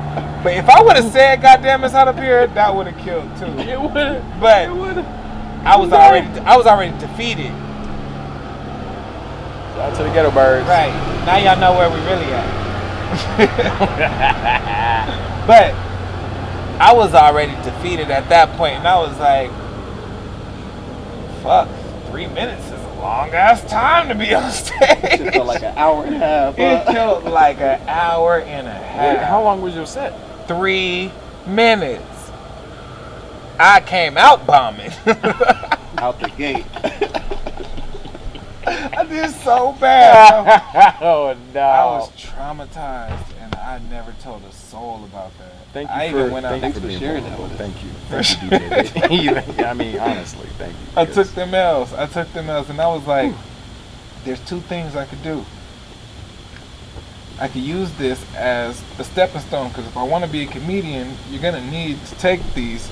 You're gonna need to take these L's. Like, Yeah. you don't experience extreme highs unless you go through extreme lows. But nigga, there has never been an extreme low that hurt that much. I was like, this fucking hurts. You guys are staring at me and telling me on your faces you are not funny. And the only thing you're on stage to be is funny. Yeah. And you are failing. Now what do you do?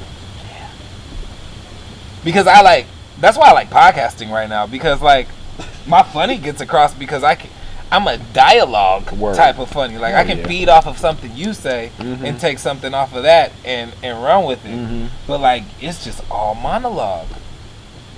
I don't have monologue funny is stressful. Yes, sir.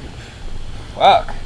Y'all niggas is crazy for that. You can talk to yourself and then come back to a conversation with yourself.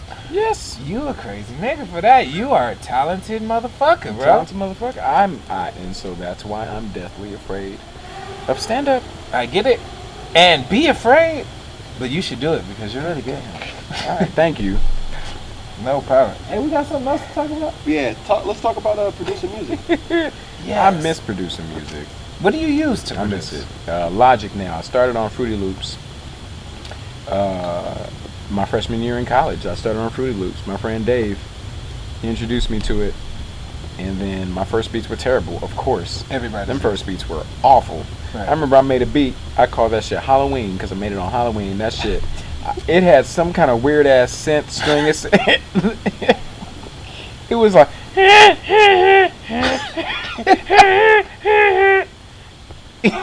and then the beat dropped, and I was like, well, I made a beat. Right. I made a beat. You did it. I did, and that shit was trash. But I mean, they got better, way better after that. But now I use Logic. It's been a while since I made a beat, and there's something that I'm starting to work on where I'm like, all right, it's time to start making beats again. So I miss it. I miss that shit. Comedy mixtape, bro. What's up? Like, can we get some tight. funny? Can we get some funny raps off? Can we get some? I can we have get already. some Little Dicky-esque raps from you? So I have already, and so like in 2015, my brother, who works behind the scenes in entertainment, and he's a app developer. He created an app and a game called Drizzy Tears. I remember that. Yeah, so Drizzy Tears, like it's an 8-bit video image of Drake tears falling on the screen, and then like you have to tap the tears before they hit the bottom of the screen, and you just work. You just work to get the highest score. You just tap them and shit. How so many I did. Drake tears can you get before Before they hit the bottom of the screen in a Super Mario format? Yeah.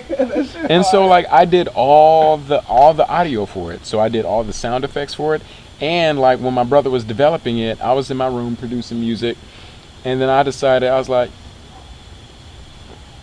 this game needs a soundtrack. Hey. And so like without asking, I just produced the song, and I created the first song for Drizzy Tears. That's the name of the game, Drizzy Tears. And I created a song, and I was like, hey, you know what your game needs? A soundtrack. He'd be like, yeah, that'd be dope. And I was like, listen to the song. And I played it for my brother, and he's like, that's hilarious. And so I did a whole album, 10 tracks, I think, 8, whatever, tracks, 1 minute songs. I just made it real simple.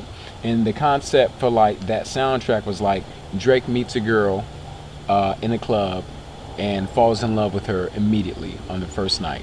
Yes. Didn't even hook up, nothing, just met her, but falls in love with her, gets her number, and leaves like voicemails. And like that was the premise for the soundtrack. And so I did a whole album of him like going through his feelings of like meeting this girl, leaving voicemail messages, not getting a response, and basically getting ghosted. That's hilarious. Sorry. The police are looking for somebody. And so like that was the EP I did. And we got featured in MTV News and like Verge and shit. Drizzy Tears. I remember we showed up. I don't remember what the skit was, but we showed up to film a skit together, and I'm pretty sure it was at your house. And don't remember what it was, but I remember you guys. It was for Issa. I feel like it was maybe the Black Twitter party, maybe. Yep, that sounds or about after right. that, because I feel like that was 2013. That sounds about right. And you know what's funny about that skit? I got cut out that skit. And she pulled me aside and told me why I got cut out that skit too. She told me that day. Care to elaborate? Are you gonna share? Or Absolutely. Is it private? Nigga, we had a performance at a club the night before, and that's when we, as the Fly Guys, was hanging out with a whole lot of dope boys, right? So they had a section and had bottles on bottles on bottles. Like we was like at the club and had the section, Word, right? Word. And was fucking lit. And then had to wake up the next morning and get to your house. And I showed up on time, but my body was not ready. And I even delivered. I remember I had my scene, and whatever my line was, I put my little parsley on it and killed that shit. Had everybody dying, and this nigga Joe pulled me aside and was like, "You look like shit." I was like, I love her. You was at the party yesterday. You saw what the fuck was going on. You got some eye drops? And she was like, no. All right. And like I kept filming, but like when the edits came out, like I just wasn't there because like I just looked like I had a great time the night before. Damn. So, Damn. And it was I'm almost 97% positive it was the Black Twitter party. Yeah. Because it was at your house. Yep. That was it. On a Saturday or Sunday. Saturday morning. Because it had to be after a Friday or a Saturday. Yep. Because that club was fucking lit, and I was turning motherfuckers up. Yep. Yeah, and then that was like, and I remember we had to film at 10. I woke up at 9:48 and tried to get to your house. Ain't wash your ass or nothing. Oh no, I didn't watch the goddamn thing. And it showed. Oh, is this one for me? You want a Truly? You like Trulies? This is not a Truly. It is. Okay. But I do like this. Okay. Beverage. Oh yeah. Beverages. This No, that's not a Truly. It's not. It is a thing. You like things? Yeah, I like things. Absolutely. I like things. You like things, Blue? So let's talk about being a plant dad. Mm-hmm. Right. Cause last I year, got plants. what's your foliage of choice? Damn, nothing specific, but I do like my fiddle leaf fig. What in the fuck is a So fiddle leaf fig? you know a fiddle leaf fig if you saw it. Like by name, you don't know it, but if you saw it, you'd be like, that's what that shit's called. So it's that plant that's like tall and it's got the big, beautiful, thick leaves that like A ficus. I don't know what that is, so I'm gonna take it as disrespect. All right. So it's the tall one. It's got the big leaves. They big and shiny. If I showed it to you, you get it. I'd be like, What am I doing it? okay. That's not a phone. What is this? That's chalk. I got kids. Sorry. But yeah, I like my fiddle leaf fig. When I left to go film season 2 of Bigger last year in the summer, I had to leave my plants. And Who'd you leave in charge of your plant? my best friend. Oh, are y'all still best friends? Yeah, we still best friends. We still best friends. Even though it killed your kids? He just overwatered. He overwatered all my plants, but none of them died. No. They were just very quenched. They were very drenched. He did what you asked of him. He Kinda, did. though, right? But when I came back, I watched him water my. Because I came back, and then he was like, "Oh hey, I was just watering your plants." And then I watched him water my plants.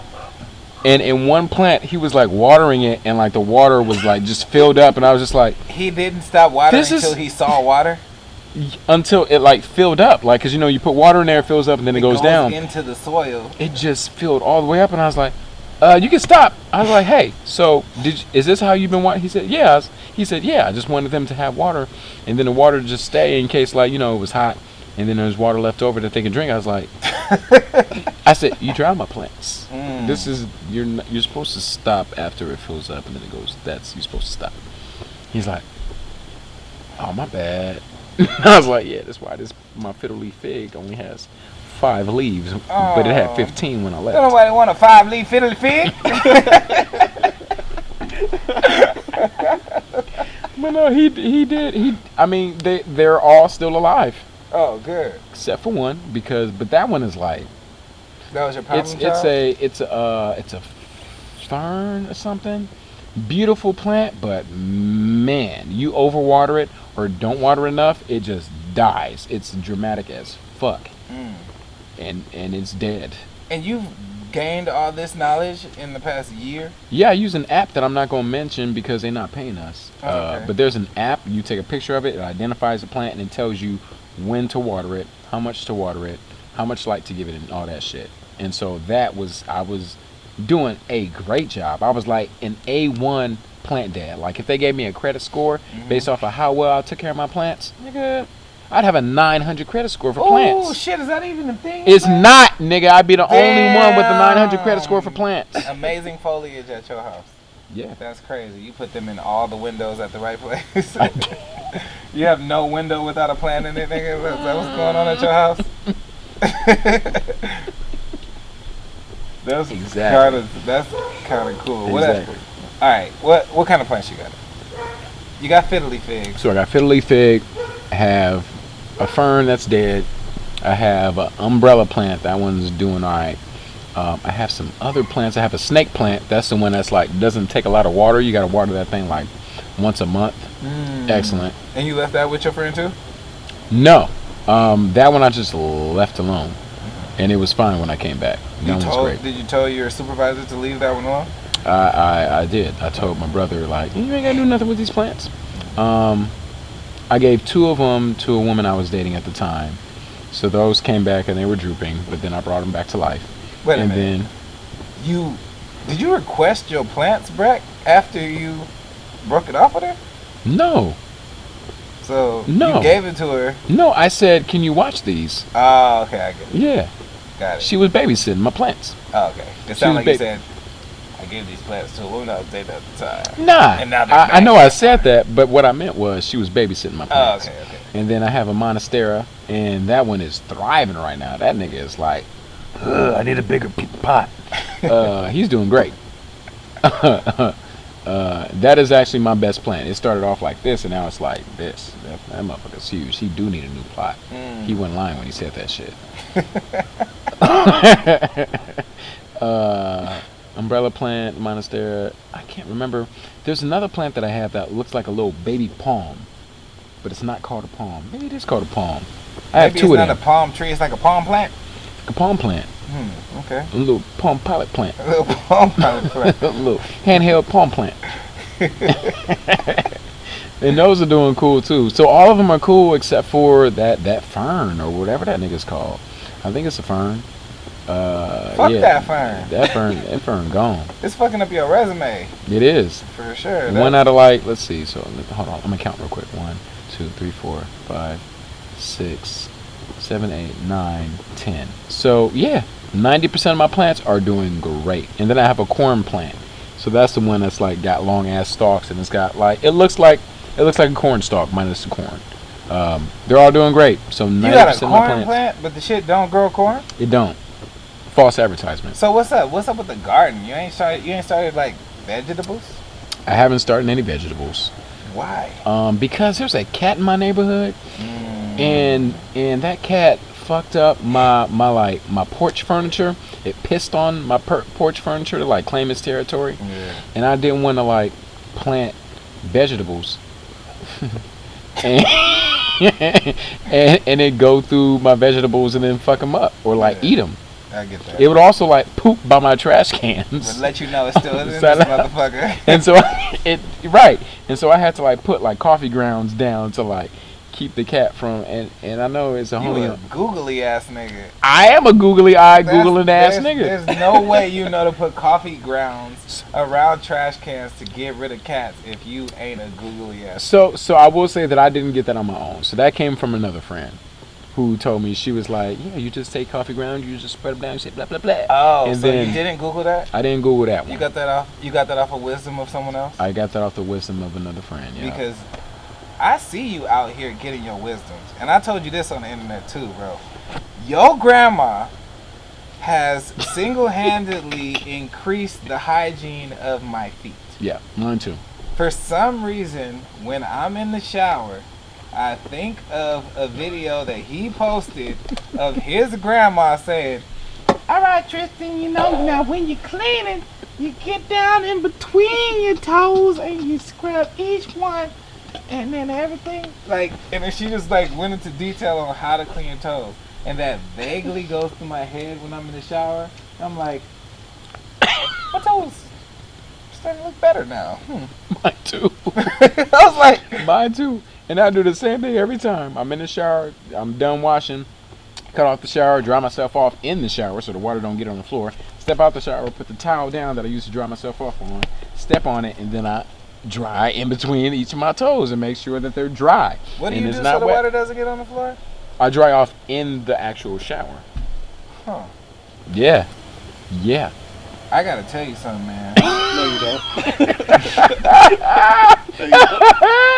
Never mind, I ain't got nothing. So, what are your views on vaccine mandates? Ooh, yeah, let's talk about vaccines, yo. Because you know what I've noticed about you? Huh. On your social media presence, you are very pro-vaccine. It just, to me, it just makes sense. Mm-hmm. It just makes sense. For me, I was like, you know what? I want to be able to go to events. I want to be safe. My mom is older. I have older people I care about. I have immunocompromised people I care about who I hang out with. So I'm going to get the vaccine. Right. Is there somebody in the world that you understand it doesn't make sense for? That the vaccine doesn't make sense for? Right. Because you said it makes sense for you.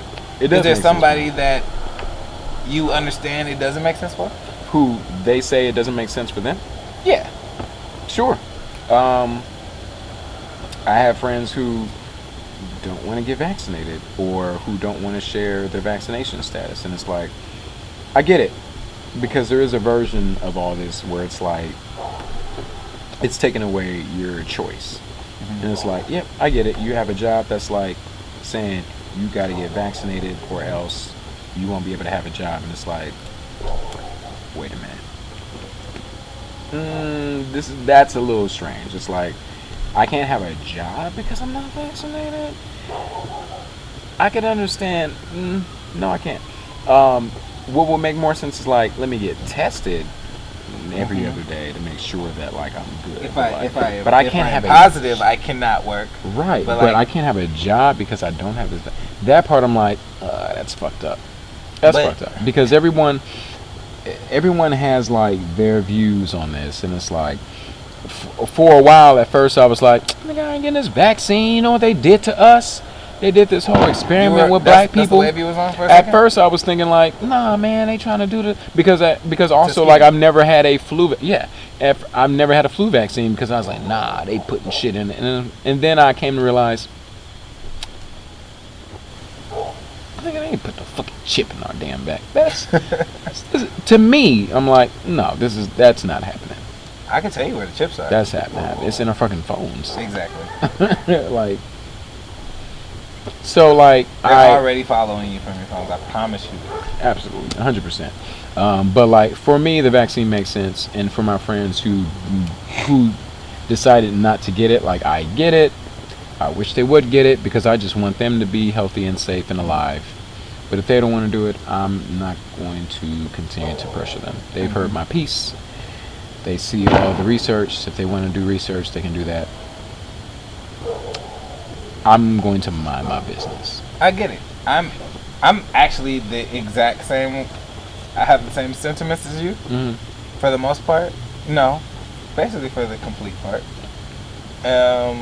Like I'm completely vaccinated, and I didn't even go through that phase of I ain't getting this goddamn vaccination. I was like, I mean, nigga, I've been getting shots my whole life. I'm just keep getting shots. That too. Like when I went to school, they made me get shots. Like, I've got to take from Damian Lillard. Like, I feel like Damian Lillard had one of the best explanations for vaccinations. What did he say? He was like, I asked him, they told me that I needed it to play in the league and for certain mandates. And I was like, can I take my family with me? And they was like, yeah. So it was kind of a no-brainer for me because, I've gotten shots a lot through my life, and I didn't know what I was getting them for. I don't know I didn't even know what they did. Like, I've been a lot uneducated about a whole bunch of shit I've done before this one, and it makes sense for me to try to protect my family and myself. Yep. It's like I've gotten shots with a lot less knowledge than I'm getting with this shot. I've allowed more in my life by tapping agree to terms and conditions that I've never read. Jesus Christ, I don't even know what cookies are, and I accept all them shits. Right. I'm still accepting cookies to this day. And every website I go to. Right. Equinox, accept cookies. It's hard. It's because I try not to accept the cookies, and it's like they don't let you on the site. Cookies are basically like the vaccine. Like, they don't let you continue unless you accept the cookies. Like, how are you going to be able to go live regular life in this world if you don't get the cookie vaccine? You know what I mean? Right. Like, get them cookies. For sure. Like, get them COVID cookies. Good luck continuing on this website without accepting these cookies. That's what it should say. Right. Because I've tapped it where I'm just like, nah, let me choose what cookies to be accepted. And it's like, okay, cool. Yeah, this is your right. Here you go. So you got to read each one of these. 7 pages asking you which cookies you want and don't want. Like, and for every paragraph that you read on each 7 of these pages, here's another box that you should read in depth because you want to know what you're accepting. Right. I'll just take the goddamn cookies. You just give these damn cookies. I've been eating these cookies my whole life. All right. Let me just continue these cookies. You've already admitted that you've already been giving me the cookies. Now you want me to accept the cookies. I'll take the cookies. Are there chocolate chips? No? All right, well, I'm going to eat them anyway. Right. Fucking cookies. All right, then. Maybe you'll kill me. But you probably won't. Right. And honestly, especially with like the cookie shit, like on my phone, it's like, well, I'm going to continue to use my phone the way I've been using my phone. So I'm going to just go ahead and tap accept. Right. I think that's one of the downfalls of the information age. That we have so much access to information that it clouds the truth. Like, the truth, who said that? It was Denzel. Denzel said that on a red carpet one time. That we're living in an... He was talking about cookies? No, he's talking about information. But he was talking about cookies that one time. He said, "I'm gonna leave here with some." Yes. I'm from right away. Yeah, I'm leaving here with some. You take the whole plate. The whole website. Was really talking about snatching a to-go plate. Like, you rich ass nigga. If you don't take your ass home and you don't get your chef to cook you something, bro. I'm from right away. Yeah. I'm leaving here with some. I love it. But I was like, I Yeah. feel you, bro. That sounds like some shit I would do if I was Denzel too. Absolutely. Like, hold on, y'all got a room full of food and I was invited here. And I didn't win? Oh, I'm You leaving got here me with something. fucked And I'm up. Denzel. Who in the fuck in that room was about to tell Denzel Washington he couldn't get a chicken plate? Excuse me, sir. No one says Damn excuse me, right. sir. They say excuse me, Mr. Washington. Yeah, Right. Facts. And they'll be damned if they even say that part. Word. Cause you stepping out on the limb saying, "Excuse me, Mr. Washington." Like, and who the fuck are you? You know how that lip get. Like, and who the fuck are you? Right. I'm gonna write this shit down. Now you know Denzel get like don't deny Denzel his chicken plate. Well, fuck. Damn, now I forgot the Denzel quote I actually wanted to say. That's all right. It's All right. fine. Nah, but the final question I have is, how do you stay motivated in what you do? How do I stay motivated? My friends motivate me. My peers motivate me. Sometimes I lose track of like what I've done. So, for example, this year, like I'm like waiting to hear about like another season for Bigger, right? And I'm waiting. Insecure is about to come out. The final season is about to come out, so I'm waiting to see like the response for that. There are a lot of things that I've done this year that have not come out yet, and I forget that I've done these things. A little humble flex. I forgot what I've done, and like I feel like I'm not doing shit. I feel like I'm not busy, so I'm like I'm not doing enough, and I'm not good enough. And then like people will be like, "Nigga, didn't you just say? Nigga, I just saw you on." Or folks would be like, "Yo, I saw what you was doing. You was in a recording studio. What were you doing?" It's like, "Oh, I was recording a voiceover for a new animated series. Oh, I was recording a voiceover for a video game. Oh, I was recording a voiceover for a podcast." And then I remember like I have been doing shit. I'm really out here. Right, but it doesn't feel. It's strange. It doesn't feel like I've been doing anything. It doesn't feel like I've been doing enough. And I feel like, well, when is it gonna feel like I've been doing enough? Is it ever gonna feel like I'm doing enough? And so it takes like my friends. It takes people who message me on Twitter or DM me randomly, and it's like, who congratulate me. It takes the community that surrounds me to remind me of like that I'm enough. That as I am as Tristen Winger, I am enough. Ringler. No. It takes folks reminding me. Oh, sorry. Wrangler, excuse me. My bad. It takes folks like kind of like giving me the flowers that they want to give me to remind me that I am enough for myself and just for the world, and I could just be present and understand that like everything that I've done is I'm good. I'm doing shit, and that motivates me to just keep going because I be feeling like, damn, this audition for this fucking movie that I really wanted, I ain't get because the director ain't give me no notes. So that must mean that I ain't shit. But it's like, no, it just wasn't for you. For sure. It's for somebody else, and what will be for me will be for me. I haven't done a movie yet. I want to do a movie so bad. And I was so close to doing this movie, and then it was like, we're going another direction. It's going to be an older person. It's like, okay. That just means that it wasn't for me because it's someone who is older. So like it couldn't have been for me if they went with somebody older for this role. And so I just have to remind myself like I'm doing a good job. Not to look myself in the mirror and give myself a high five like you're good. You're the shit at what you do. And I feel like that's something we can all do. It's like we are here.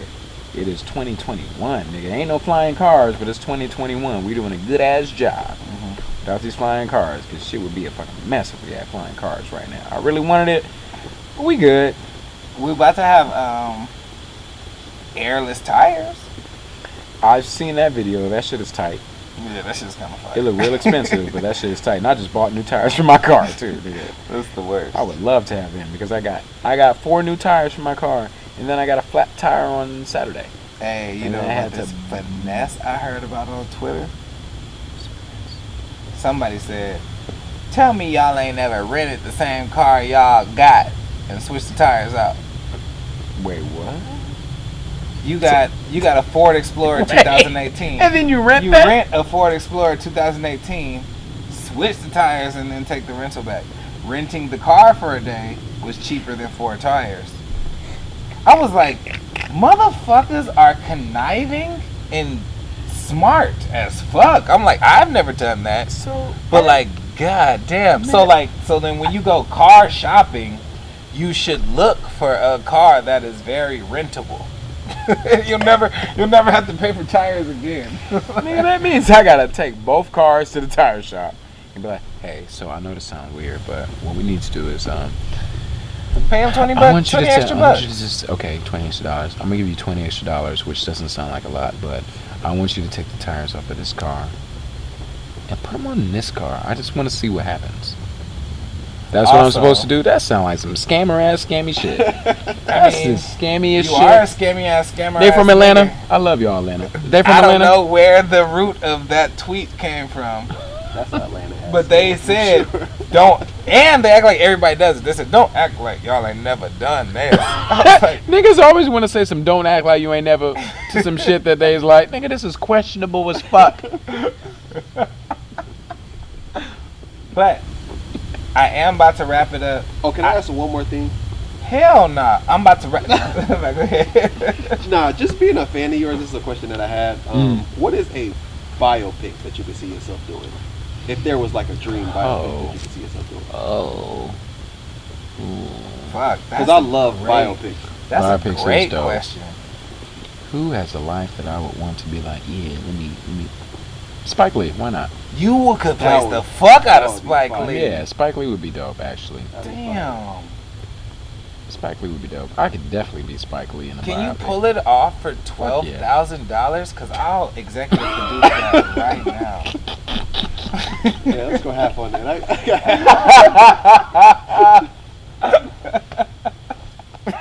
That's hard as fuck. I could see you playing. Like, again, I'm gonna wrap it up on this, and I hope that you don't have nightmares about this in the future.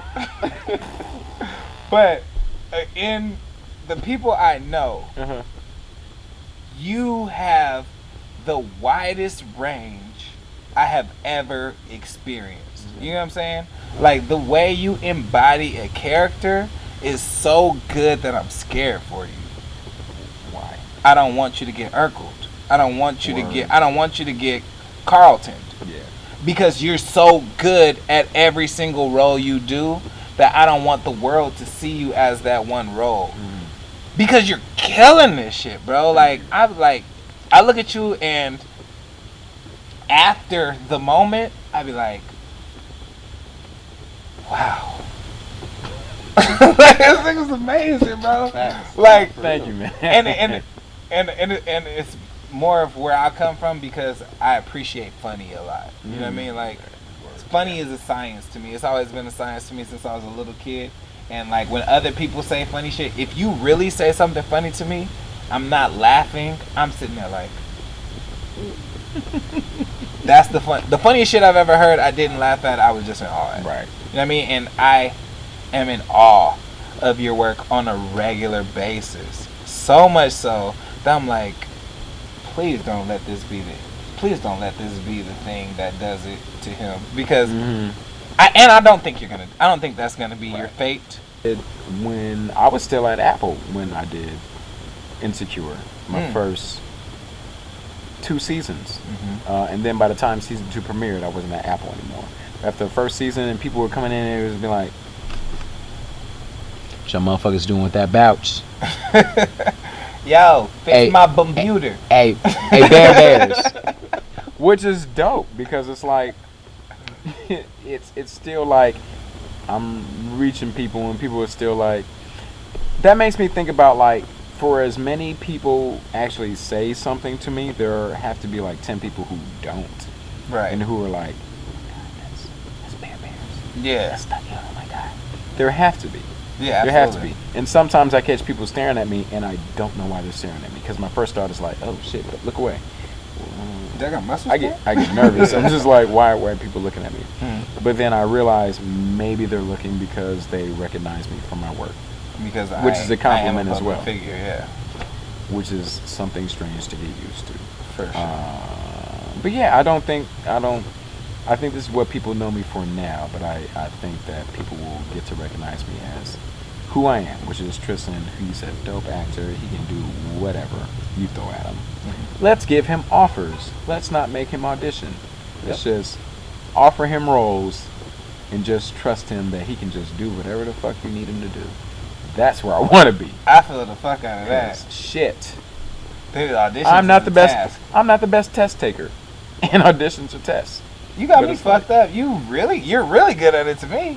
Nigga, you ain't seen my auditions. Yeah, that's true. I seen your work though, and I know you have to Thank you. audition. This is true. Thank you. Cause you just told me that. You know what I mean? This is true. I did. Fact. So that's gonna be it for us today. Thank you for coming and minding our business. Please proceed to minding your own. Okay. Yep.